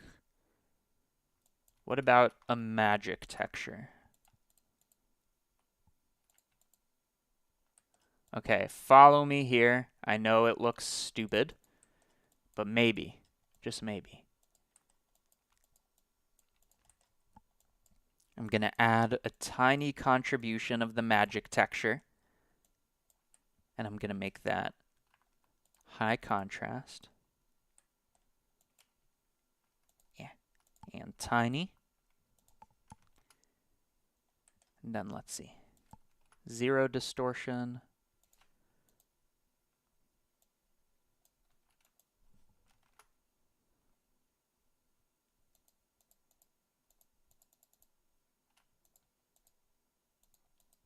Okay, don't follow me. That was dumb. Okay, so we got that. We could do some extrusions and stuff in certain regions. We can also use SDF modeling as well. And no matter what, this deserves a shade smooth. And I think it's more so going to be about isolating these regions and giving them special materials. So let's say, for example, that we like this. And we are going to have the propellers be animated. So let me actually do a bake here. And that better be on the disk. Can't trick me. Okay, so let's say we like that shape there. Holy mother of consolidation.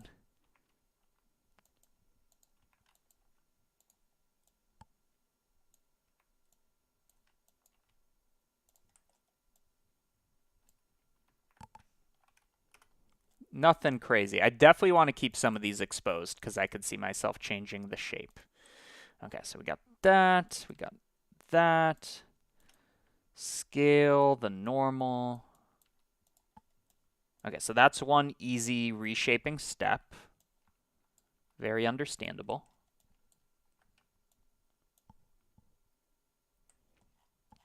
And then what's this mess? This is the reshaping mess.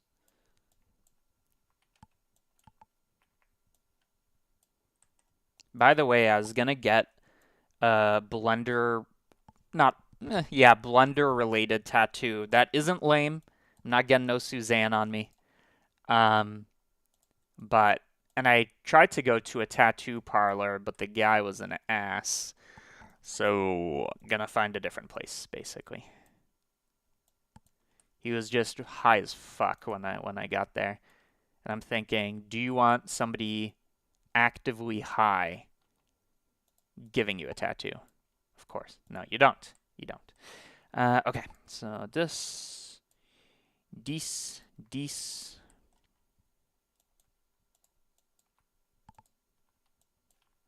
And I'm sure a lot of this could be like turned into like a single operation instead of chaining them. But this is a good start. So these are our propellers. Great.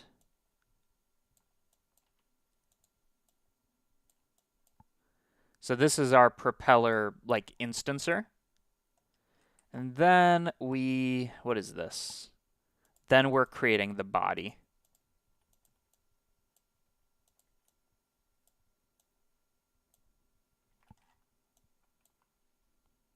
So let's actually kind of see the process. We started with a quad, we filled it and solidified it. I moved it down and remeshed it. I shaped it, SDF'd it, shaped it again, and then what happened? Then I added these. I made them one shape. I blurred them, added more detail. Do I want to bring the blur down? Yeah, I want to bring the blur down. Is this something that should be lower? I just want to make sure if we're only doing this once, it should be crisp. What is the limiting factor? Is it this one? Nope.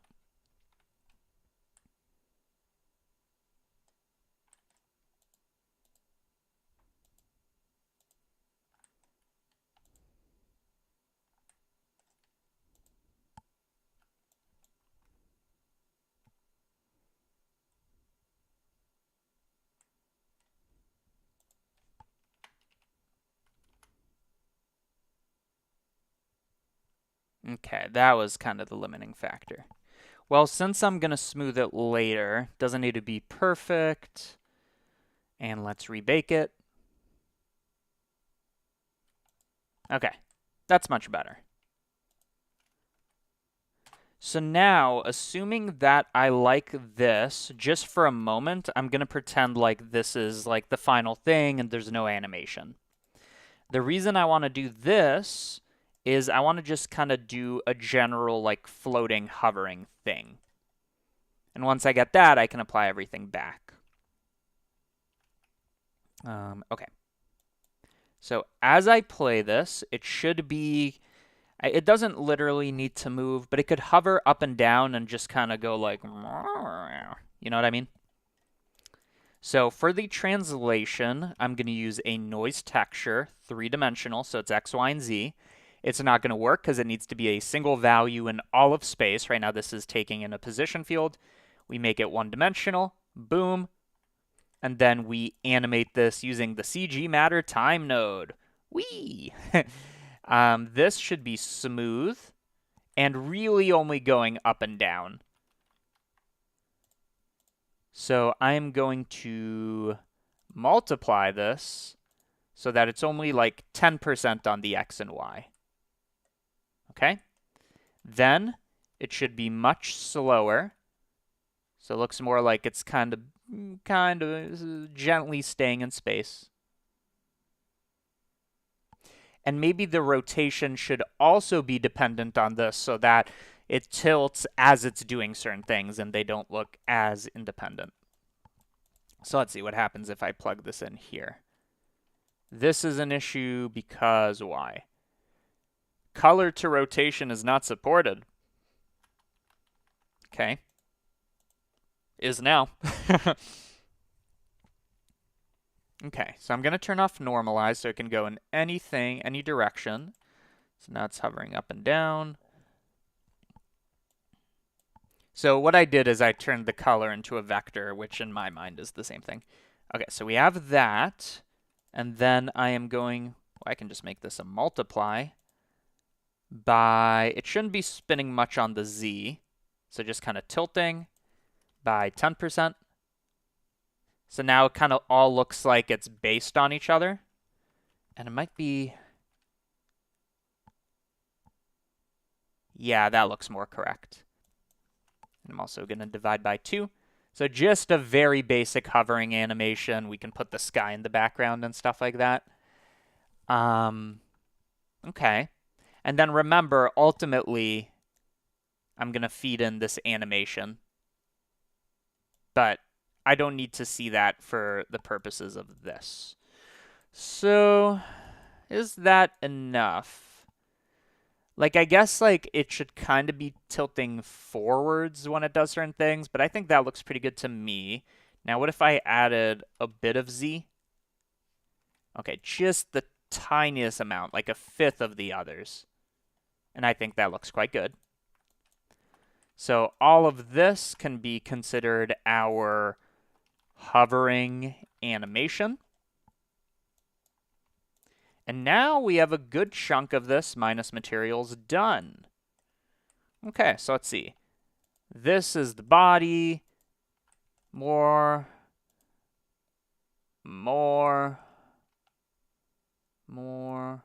Okay, so everything here, minus that, everything here can be a single node. So that's nice. This can be our drone body, which, sheesh, let's move that over there. Okay, now we're back in the world of organized. Okay, and we baked it. Nice. I'll do it again, which means I'll do this one again. And then inside of the drone body, which I'll make legible, anything I want to separate here? Well, this is kind of the star shape that connects to the motors, if you remember.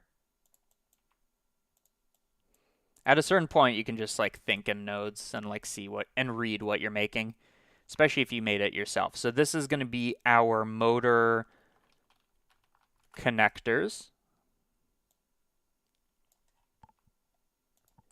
What do we got here? So this is the main body. So we can call this body base. The next step is we do all this like reshaping. Yeah, so all of that can be a node group. Boom, boom, boom, node group. Reshaping. Okay, that's not too bad. And then what happens? We reshape, we join our motor connectors, we turn them into a single mesh like that, and we blur the positions. So this could be considered a node group, and I'm going to call it merge body. And then what? Then we add these kind of panel things, if you remember. So that's going to be a node group, and I'm going to call them panels. Okay, so that's much more legible. We started with the body base, we reshaped it, we merged it with the star in a moment, and then we made these panels. Okay, very legible. Very legible. And then we baked that. Cool. So am I done with the modeling, or like the geonodes part? Maybe. Is there any free detail we can get? When it tilts, it should go towards tilt a little. That's how, yeah, that is true. So I think what they're saying is if it goes forward, it kind of tilts. It goes, and then it bounces back.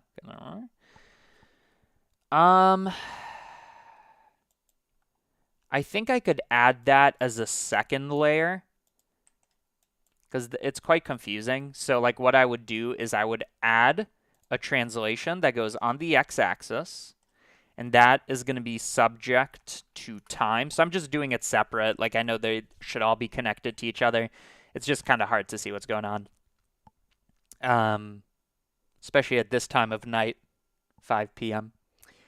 Okay, so this is going to be a sine wave over time. Okay, and let's just kind of preview this alone. Okay, so that goes back and forth, and then as it goes forwards, it tilts forwards. So with this sine, I'm going to combine a rotation on the y-axis, because it goes like that, right? And let's say we make this the rotation. Kind of hard to tell. So I'm going to multiply this by 10% and see if it's in sync or out of sync. So it goes like that, and when it goes forwards, it should tilt down. Great. Great. And then that, in combination with everything else, should be it, right? Yeah, I believe so. So I'm going to add these for the translation. Okay. And then I'm going to add this to the rotation. So that way it's doing hovering in general, but there is that kind of tilt forwards and back thing. And then because we have both of them, I probably want to settle down the noise a little, which I can do right here by just scaling the overall motion. So maybe it could be half as strong. Let's make this actually legible. Boop.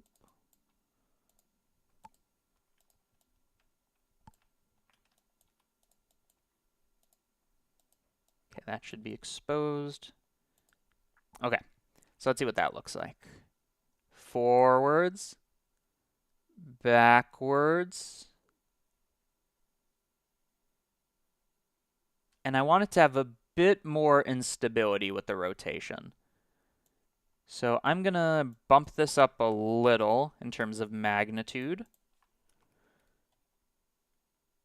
just so it's not perfect. More on the x, right? Yeah. So I'm going to make this minus 0.2. Okay, that's a little much, but it can be exaggerated. And I want to make sure that I'm previewing this in real time so that, because this is a fine speed, but if I'm actually looking at this at half the frame rate, then that would be an issue. So text info. Yep, that's 24 FPS. I think that's great. Any other suggestions? Store some attributes for the shading. I agree. So now we have that, and I believe if we just shade a single frame,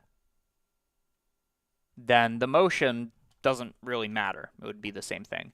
So I could just go with the making it black route. Road. Set material. Let's make a arbitrary material. I've decided that HDRIs are sometimes fine. But in this case, a sky texture would be great because it's going to be in the sky anyways. So my good old sky texture which enjoys a good bit, as do I, of cycles.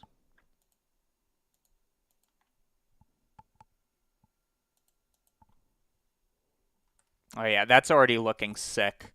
Okay, we really recovered this one. Like, I thought the body was like, I mean, that's the kind of thing you model, right? So that was highly recovered. Highly, highly. So because a drone is usually in the air, it'd be very hard to film, which means you'd need to zoom in. So that's why I'm picking a pretty large focal length. Okay. Boom. And then,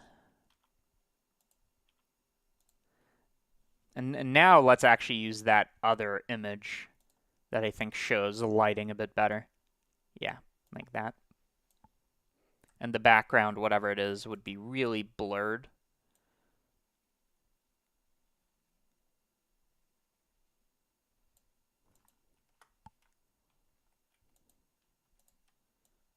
Okay.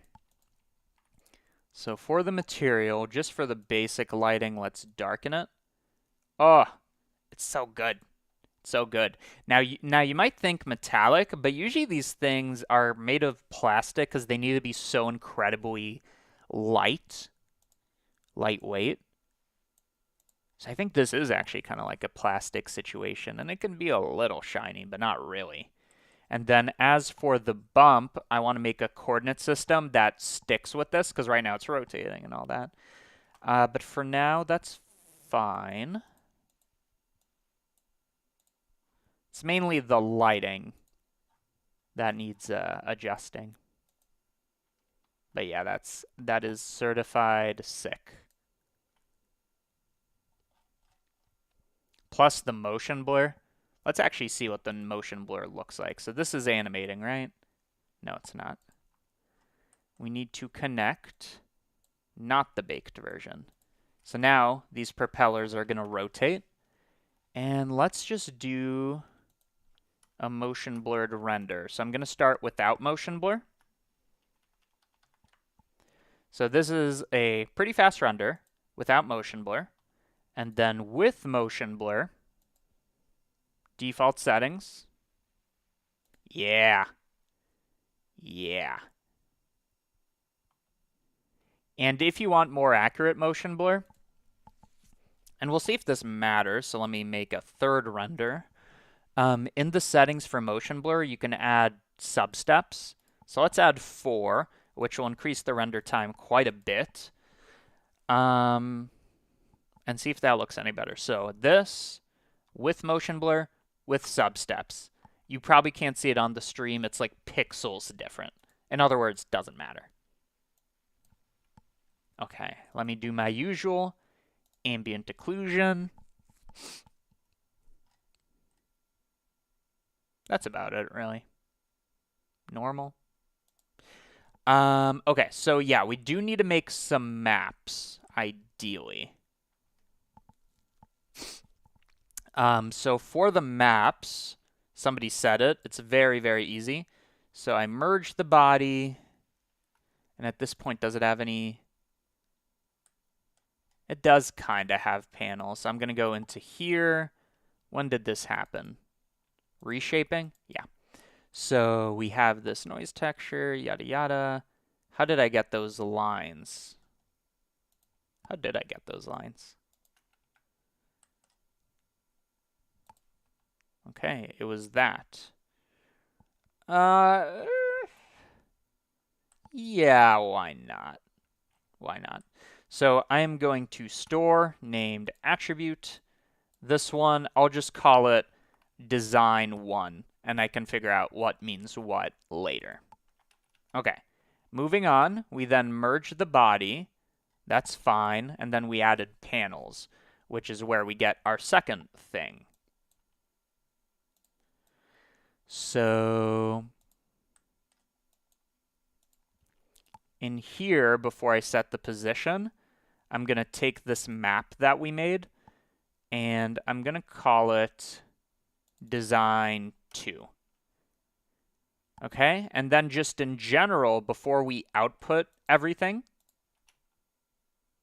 I want to store the general coordinates so that I can attach a texture onto it as it moves. So this one, I'm going to call position. Stores the position vector. And yeah. At this point, all I need to do is rebake, and that will keep the attributes. So now, if I go into our material, let's see what we got. So we have design 1, we have design 2, and we have the position to work with. So that shows nothing, that shows something, and that shows the coordinates, which sticks even though it moves. Okay, why does this show nothing? It probably shows nothing because we remeshed it after the fact. That's fine. This is the one that's more important. So let's say we have two principled BSDFs. I mix them together using this as the factor. Then the question is, what do we make? I mean, I could just like let go of what I said about the metal and just say, looks cool. Okay. And then I haven't forgot about the front. So if I make a mission on this metal, it will exist. But I only want it on the very front. So I'm going to take the position pre-movement. I'm going to separate it to look at the X component. I'm going to isolate the front by saying where is it, I guess, less than a certain number. So this is the front. And that should move with it. And that can be our emission map. And I'm feeling, see, hostile's red. I'm not feeling red. Maybe I'm feeling red. I'm feeling like a calm blue. It's just tech. It's that good old technology. And whatever that strength is, should be bigger.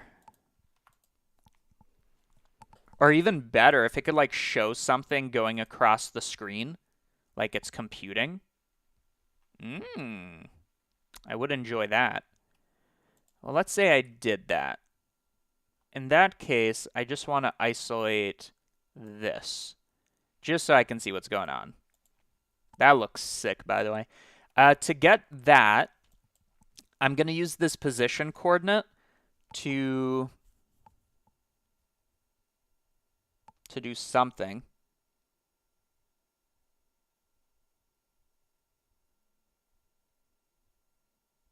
To make a brick texture.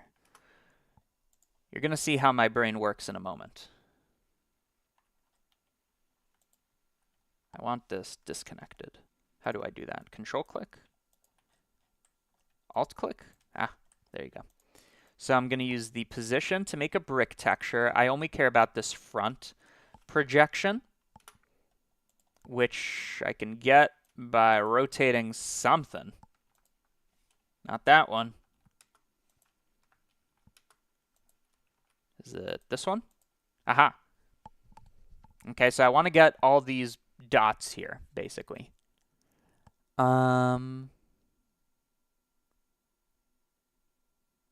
I don't want any mortar. I do want mortar. I changed my mind. And then as for the offset, it could be something like that.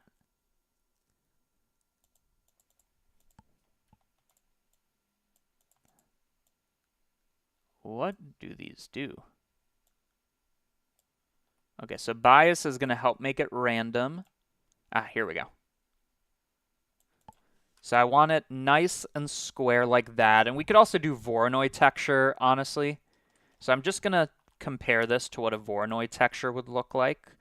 Because what I like about Voronoi texture, and you're going to see my madness, is if I bring down the randomness, I can get like dots specifically.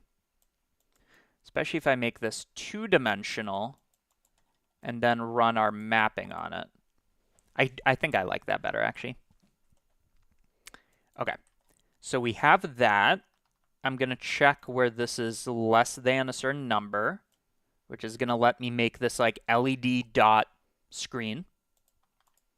Okay?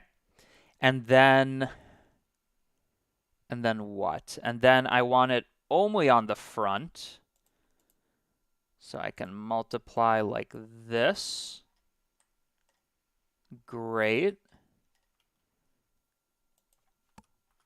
And then I only want it on this part of the LCD, so I can separate the Z component and compare it. So right now I'm just doing masking before the animation.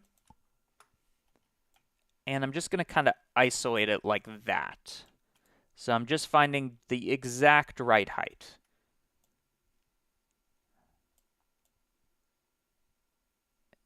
A little bit thicker. Just the exact right number. And then to get rid of this left and right, I'm going to do the same thing, but on the y-axis, weirdly enough. So now I multiply by that.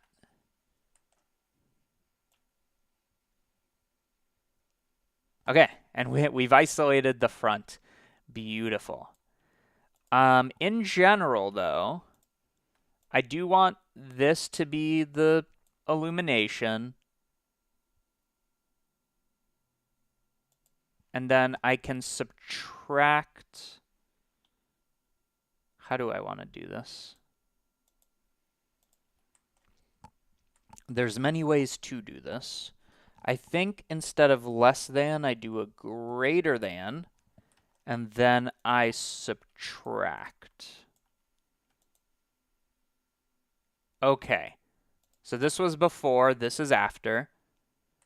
And then the question is, which dots are lit up? Well, not only do we get these dots, but we get this random thing. Okay?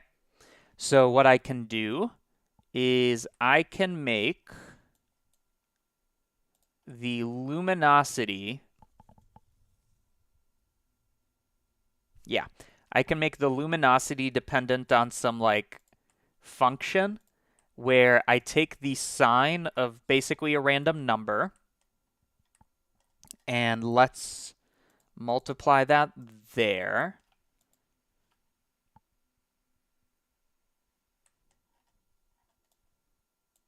Okay, so what do we got? We got this. I see the issue. Because we're going to subtract it.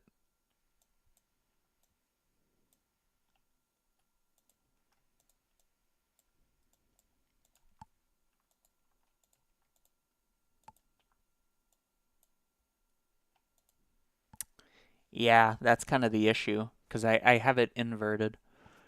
Okay. So I want to have this map, but only in the front section, which is this.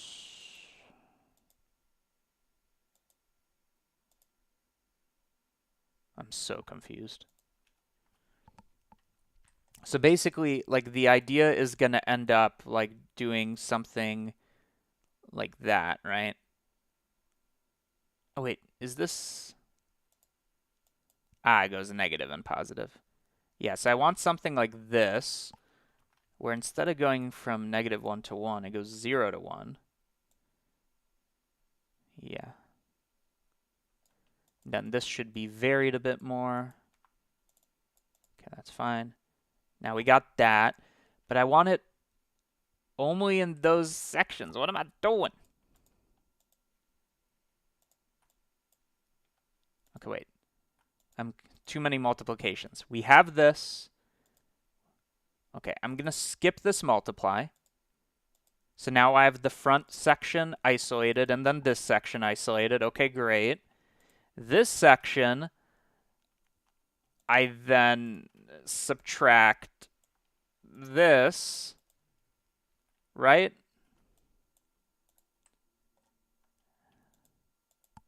Because this is the dots. So I subtract that. Clamp. Okay. And then I take this greater than and I multiply. like that. Aha! So now we have this. No. Now we have this, and we have that I add together. Nope. This. No. This. No. What is happening? We had it a second ago. Okay. I can take this and subtract that. Okay, so now we have this. We have that. We add them. And I'm sure I'm like adding and subtracting like something that kind of makes it pointless. Wait, what the fuck? Okay, there we go. So now we've isolated that perfectly.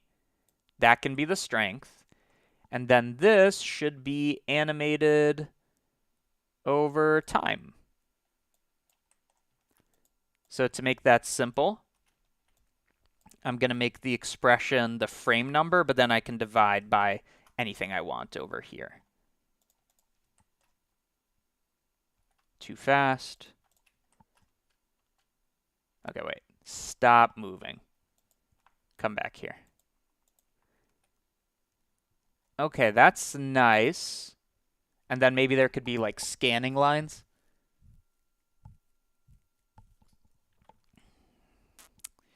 Yeah. Okay, that's still a little too fast. And maybe what we can do is right now they're all the same speed. We can also use a different random value. We have 3 to generate a different speed. So I divide. So right now it's going 0 to 1 random. And that could be a speed of 2 to 6. So you're going to see some of them, maybe I'll make it lower so you can see. You cannot see. So some of them are going to go so fast and some of them are going to go slow, basically. I'm trying to convey it well. But I think you get the idea. So maybe some of them should be able to go way faster. And then on top of that, and this is a nightmare. I'm well aware. This, I'm then going to take the X, Y. I'm going to take the Y axis again. I'm going to take a sine wave. And you'll see what I'm thinking in a second. Then I'm going to offset. So now we get this, right? This is going to be also animated over time. What does that look like? That's pretty fast. Okay. Let's increase the period so that it's not just like a single line, but something like that. Okay. Now here's the idea. You ready? You ready? I take this, or I take this, maybe. I don't know. I take something, and then I multiply by this. So now I get, I don't know, something kind of interesting, I think. And then the sign doesn't go from -1 to 1, but it goes 0 to 1.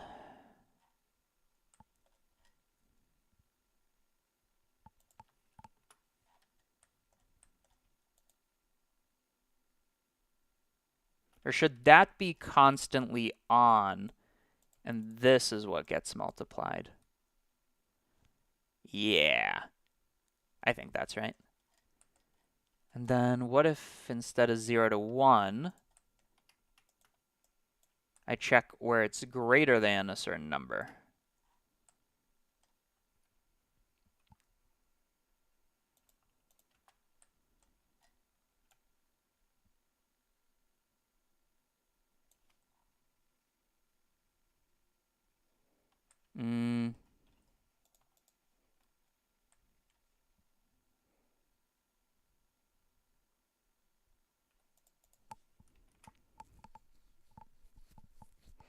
Yeah, that's kind of nice.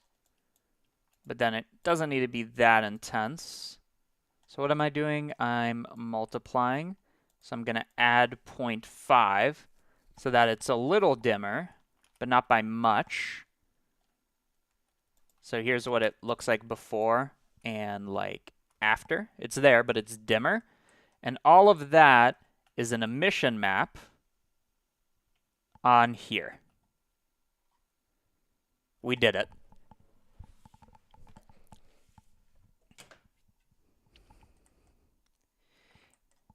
Okay. What the fuck did we make? So I'm just gonna, basically none of this I plan to change. So I'm just gonna assume that it's locked in. Maybe one or two of these things, but this is unfollowable.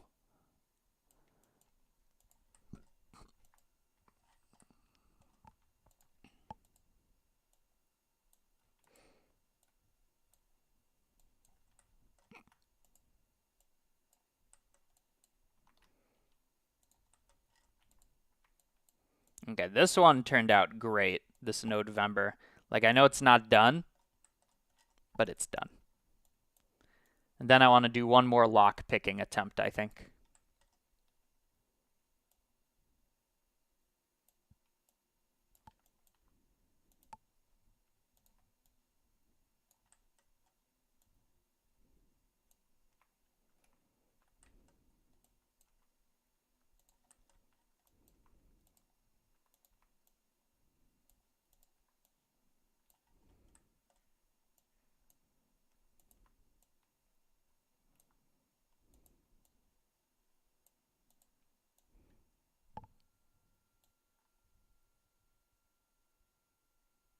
I was understanding for the most part except the sign, which I'm assuming is repeating it where you can select a certain zone of the... Exactly. That's exactly correct. Sign by default also goes -1 to 1. You never want the brightness of -1, so I usually map it to 0 to 1.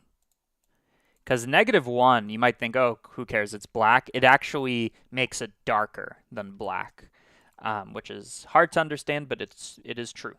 So that's why I do it the way that I do it. But you got that correctly. Okay, okay. Somewhat manageable now.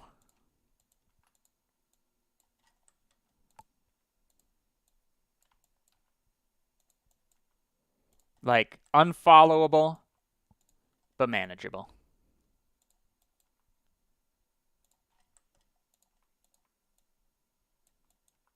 At least you can see the layers here. Okay, let's look at these so-called layers. So what do we got? We got Voronoi texture that I turn and I don't even know what I did here, to be frank. That looks sick. And I can take all of this and multiply by a strength. So now it's 10 times brighter, but that's too much. So let's make it 3 times brighter. Incredible. Simply incredible. And that will map onto the motion. That I can join with the propellers. Great. Great. And now we can make bigger decisions, like what should the plastic be? Should it be darker? Probably. And then what about the metal? Whoops.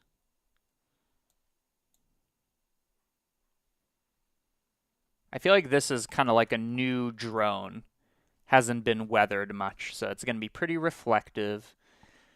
We could do noise and shit like that. That I'm going to do. There's a certain point where I do the rest of it, like, off camera. But I just want to get to the point where it looks pretty good. And then if we want to get, like, noise texture mapped onto this or whatever, we also need to store the coordinates of the blades, which maybe we should do, even if we don't use it. So in the drone body, I stored the position at some point.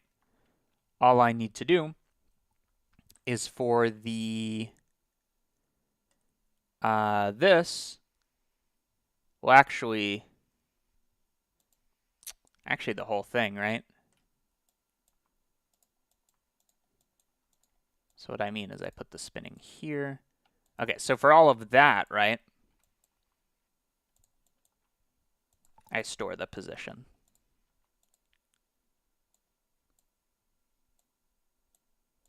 Okay. So now this is going to be a thing with position stored.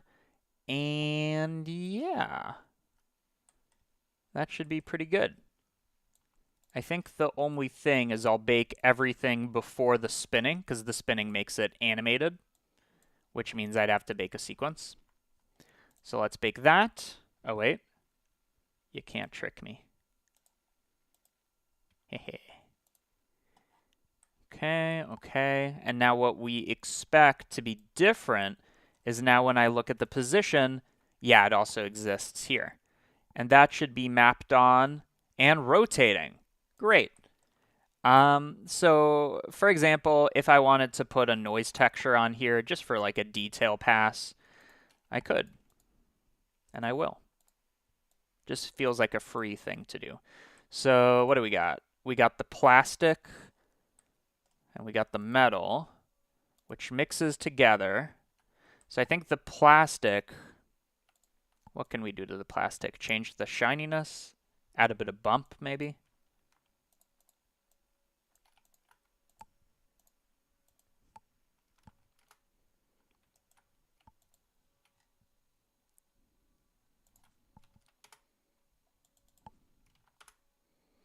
Just a little.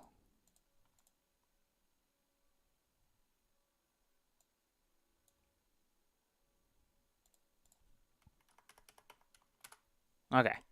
So before, after. That definitely looks more plasticky to me. And then what do we think?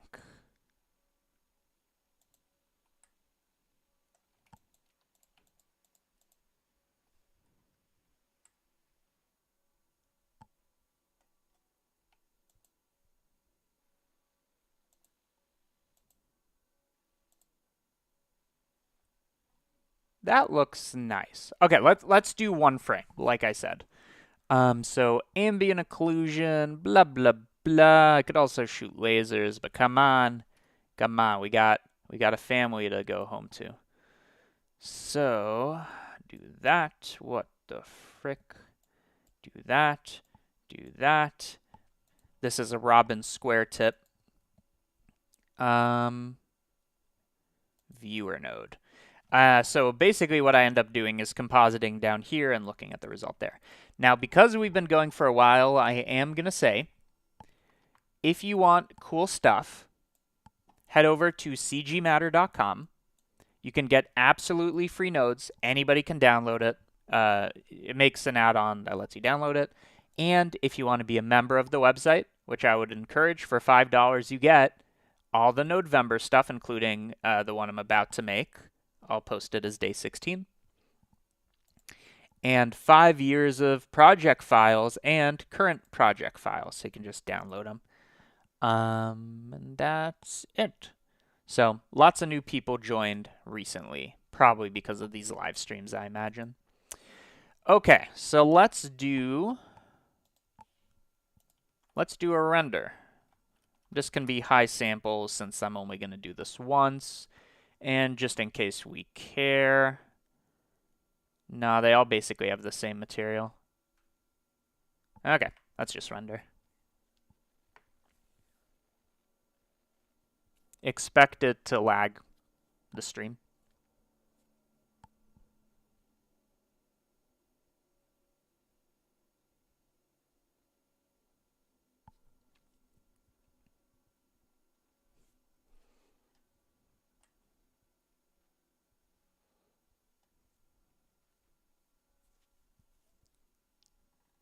Okay, great. So we have our basic drone. If you've seen any of these, you know exactly what I'm going to do. I like mixing in the ambient occlusion as a multiplication. So before, after, but I need it only on the alpha, which is always tricky. Maybe this is an argument to have a material cryptomat. So I need the ambient occlusion, but only in some areas. So let's try another render. The crypto mat will tell me where the object is with motion blur and stuff.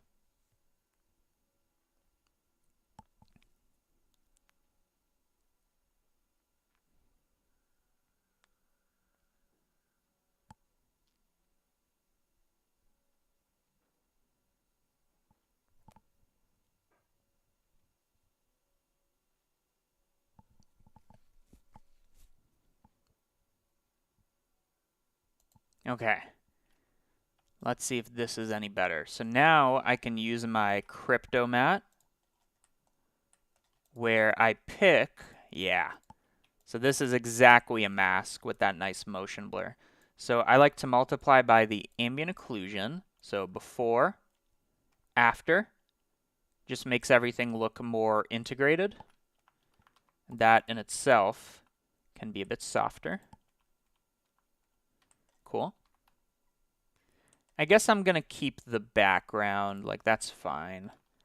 Let's vignette this bad boy. Oh, and normally I do a 1920 by 1440, but we can do that later. Let's add our glare. Incredible. Before, after, before, after. And color correction. So let's do a color space. Chronos, what you give? Disgusting. AGX. Grayscale. Nope. Punchy. Nope.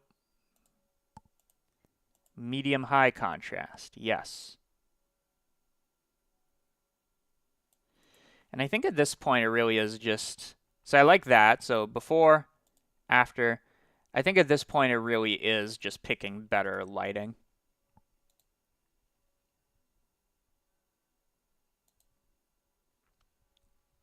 Okay. So we could try to make this work.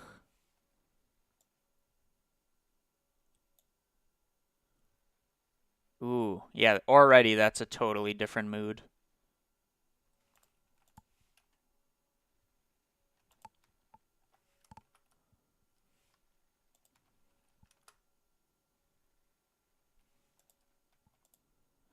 And we got to remember, this thing's like super high up in the air. So let's give it an altitude of 2,000 meters. Ugh. And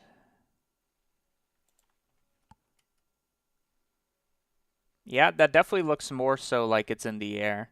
What if there's no sun? What if there's only a third as much sun? Great. You're going to see a lot of depth of field here. Let me just try. I believe I do have a basic HDRI for situations like this. Yeah, here's my cloud HDRI. We'll see if that looks any better.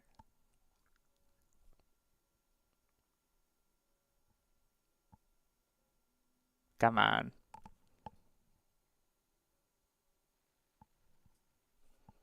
Okay, so we got that. Is that any better? No, it looks worse. Okay, let's go back to sky texture. So much more like mood, so much more emotion.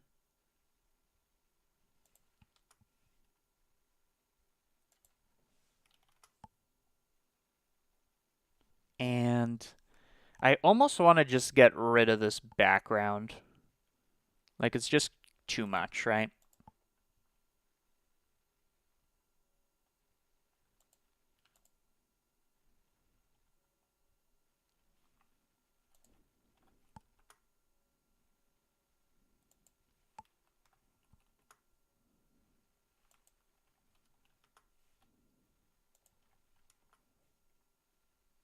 Okay.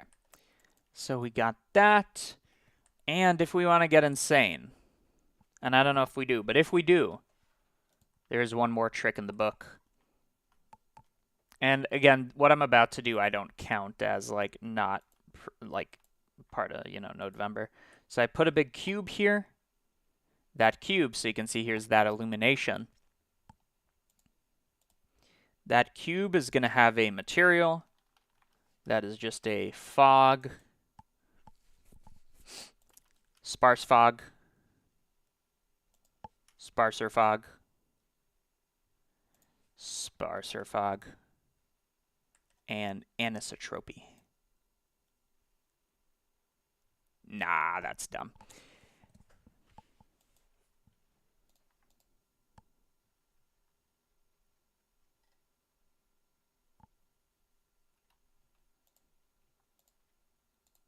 Okay, final one, and then I'm going to call it a stream, or I'll try lockpicking again, maybe. Okay, let's try it.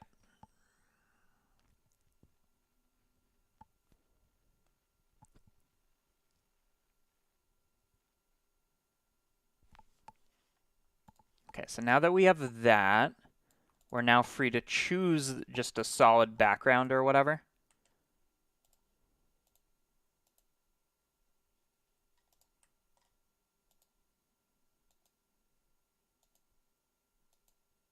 Ooh, I kind of like that.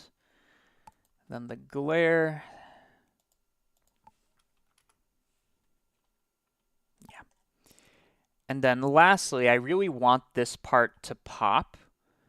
And I could try to isolate it with color correction, but I think what would be easier is let's just make a AOV. Some of you might not know what an AOV is. It's before your time. All you do is here, you add a shader AOV. I'm going to call it emission. And to have the AOV show up, you type in AOV. And what should that be called? Make sure it's called the exact same thing. And then this. This should be our AOV. And I'm making it a color. It could be a factor. It doesn't matter.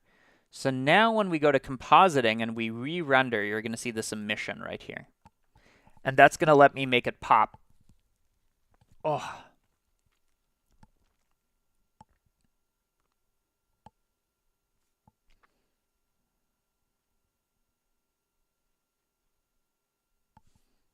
Okay, so now if we're lucky, let's look at the emission. Perfect. And what we do with that's kind of up to us. So like for example, what I can do is I can take this render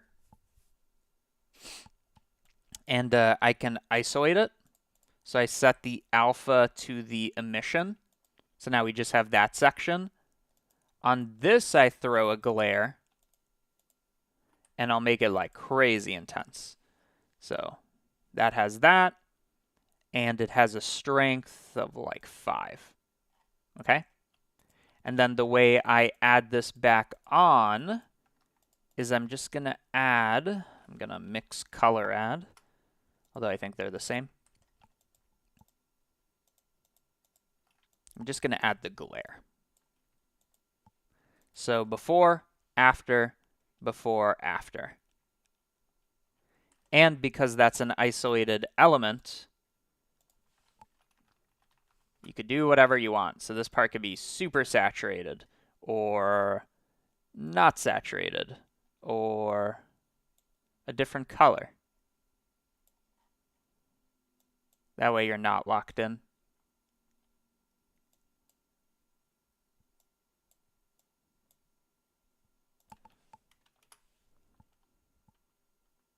Yeah, that's nice. What else we got? I don't want to go too high. People make this mistake of going a little too high.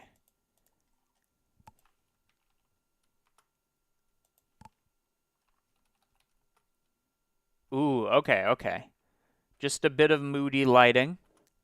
Before, after, before, after. Great. And then just the exposure.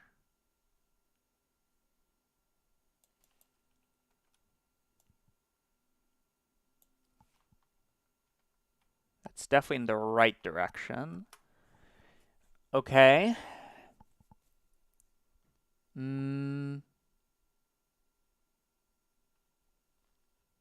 Okay. One thing I haven't done is I haven't messed with the depth of field I was talking about. So let's give ourselves the DOF advantage. Right around there. My models are never to scale, so I have to do an f-stop of like 0.01 to get it to even show. 0.03, 0.05, and let's see. So, before, after. It makes it clear that we're looking from far away. And it doesn't need to be that intense, but just a little.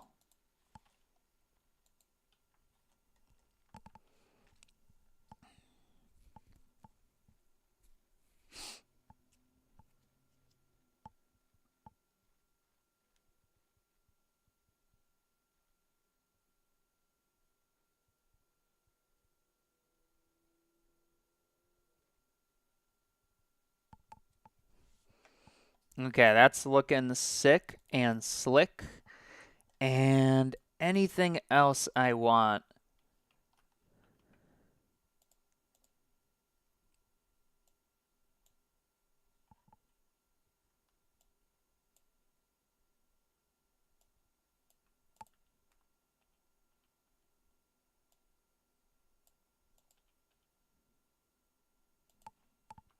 Maybe it's going to be controversial. But maybe sunbeams coming out of the thing. The issue is it keeps like moving. But let me try. So there's our... Oh. Yes. Yes. Yes. Oh, wait. I just added... Oh, sunbeams is a glare now. Interesting. But to actually do this, I think I do need the backdrop. You see, I get this... Huh. There we go. I get this little X that decides which way it faces. Okay. So generally it should be coming from here. Oh, that's sick. Okay, let's zoom in here. Before, after. That's everything. Now, it's going to be tempting to just crank that shit. But I might have to resist.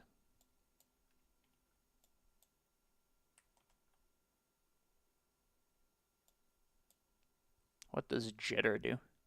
The amount of jitter to introduce while computing rays. Higher jitter can be faster but produce grainy. No. And then, let's see. High? Ooh, yeah. That is everything.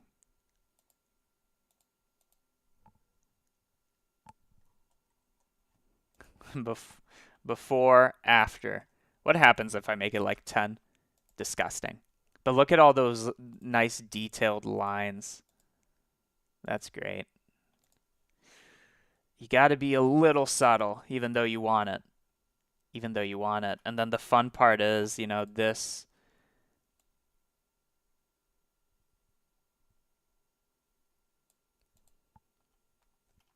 I think I like the color that it was. Sheesh.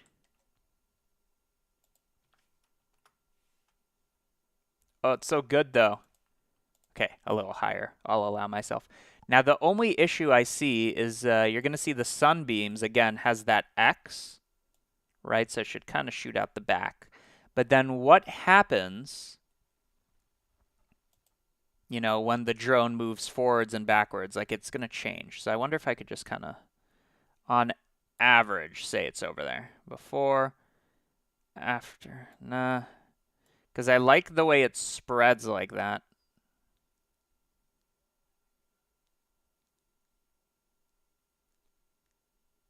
Like, I guess the solution is to animate it after.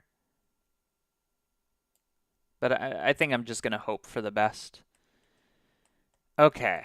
Final touches. How's our ambient occlusion looking? Crank it. A little more. Vignette.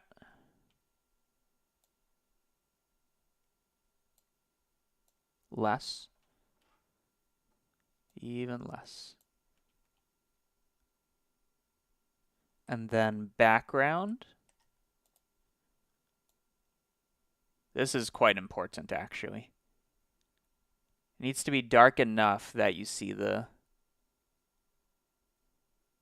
but not so dark that it's pitch black. Okay, before, after, great. And then final touches.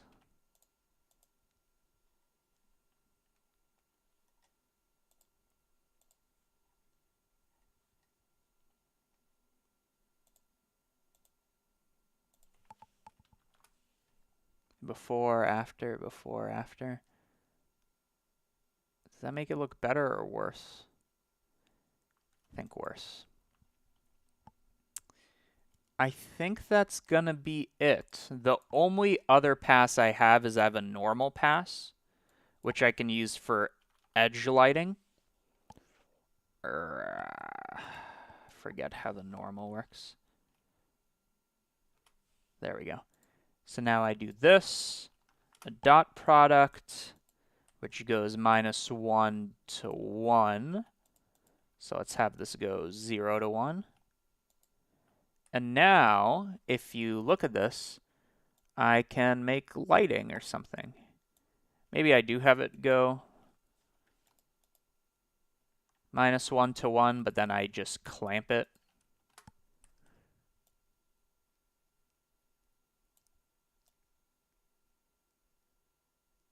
So this way what you can do is you can get like highlights. And then what you do there is you say, okay, I like these highlights. So you expose by that. Let's zoom in here. Before, after, before, after.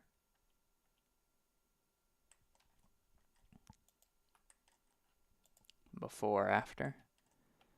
And then you could even multiply it.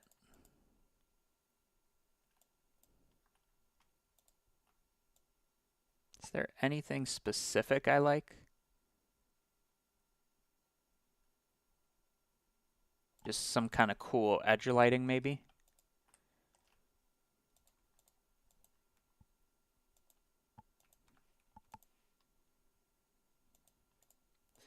Before, after, before, after. Just highlight some of those sections. Does end up looking a little unnatural when you go a little too hard. I don't know. It's just something you can do.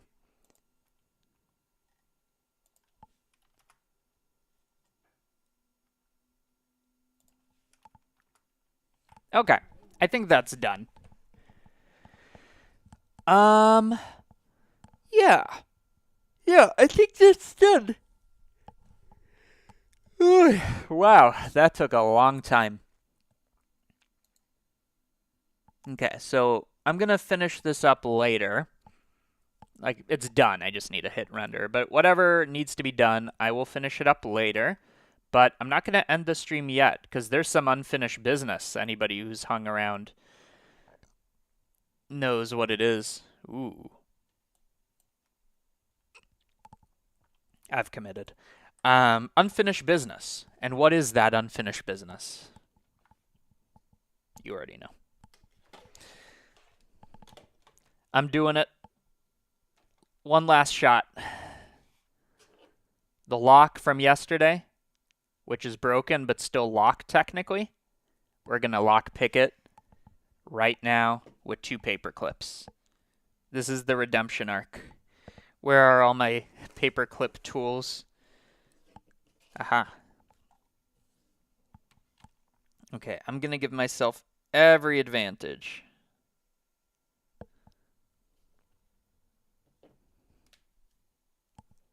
We're doing it. This live stream's not over until I crack this shit open. Okay? So I'm not even going to explain what I'm doing because I haven't been able to do it. I did at the very beginning of the live stream. But I need to be humble. I think that was my issue. I wasn't being humble.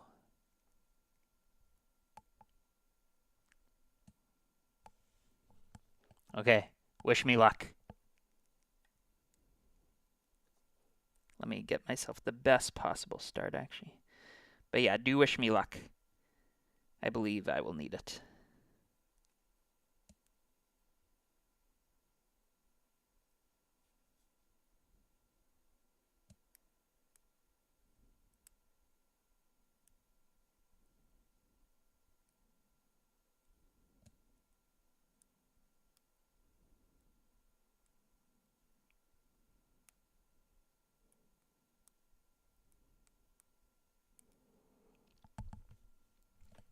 I'm just going to use paper towel because my hands are sweaty for a better grip.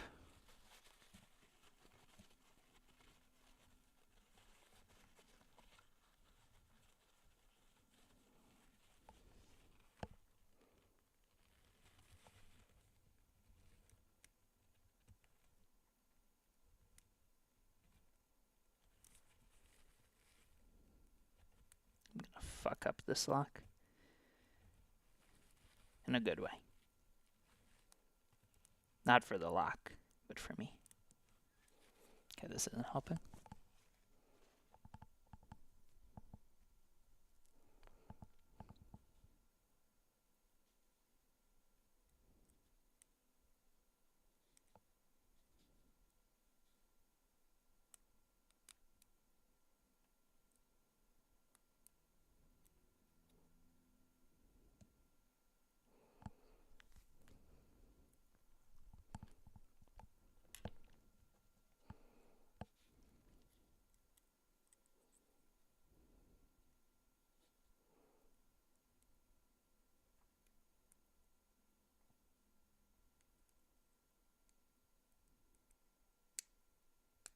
Oh! Ha! Ha! Ah! You can't tell because it's here, but here we go. You ready? This click will prove it. So you can see like that. Am I able to spin it? Either way, I'm going to click it. Locked. Fuck this lock. I'm going to do it again. You see how fast that was? This is a victory lap now. They call it the Fortress. Bullshit. Okay, we won. This doesn't matter if I open it or not. Victory lap. Although this would prove ultimate domination.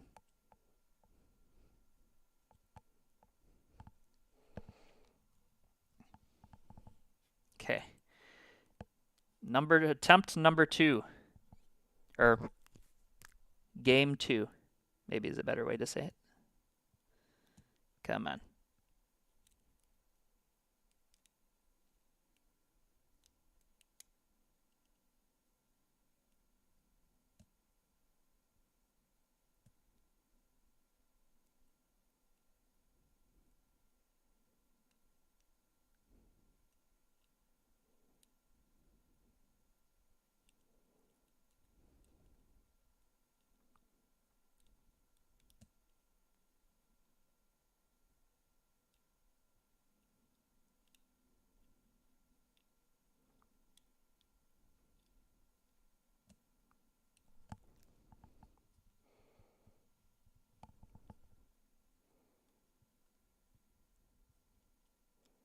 And by the way, I always, at the end of these live streams, I always answer one question, as you might know. So type in your question now while I try to crack this open, and I will select one, and we'll answer it, or I'll answer it, and then we will end the stream. So if you got anything, you got like a minute, you have as long as it takes me to open this lock to ask, which could be a very long time.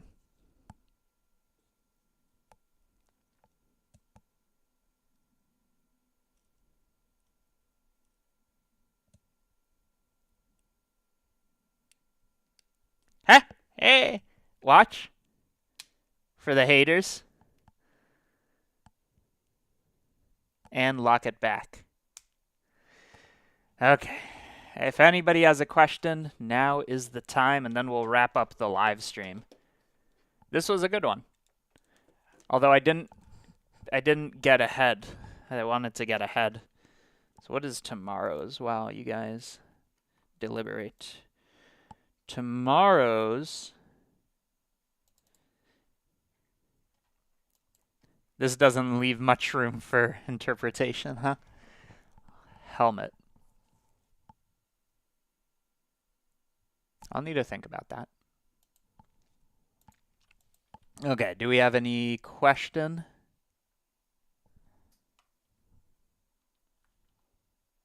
Okay, let's see. Let's read the options. So the options are The options are: how did the lock break? You know, some of these cheap locks is either they're transparent ones. Are we watching this? Any music? Are you a math genius? What's your favorite Blender user? Any chance you can try a GeoNodes version of piano roll disintegration into particles? Oh, I know what you mean. Did you try to rake the lock? What's your favorite Blender feature? Do you wipe from front or back? Main for all. If you could be a geometry nodes, what would you be? That's good.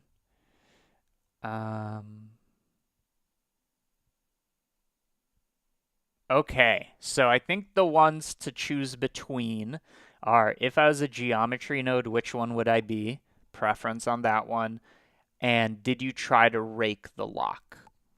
See, I want to answer that because that's a yes or no question, but I won't answer it. Instead, I'm going to say, what node am I? If I was any geometry node, I would like to be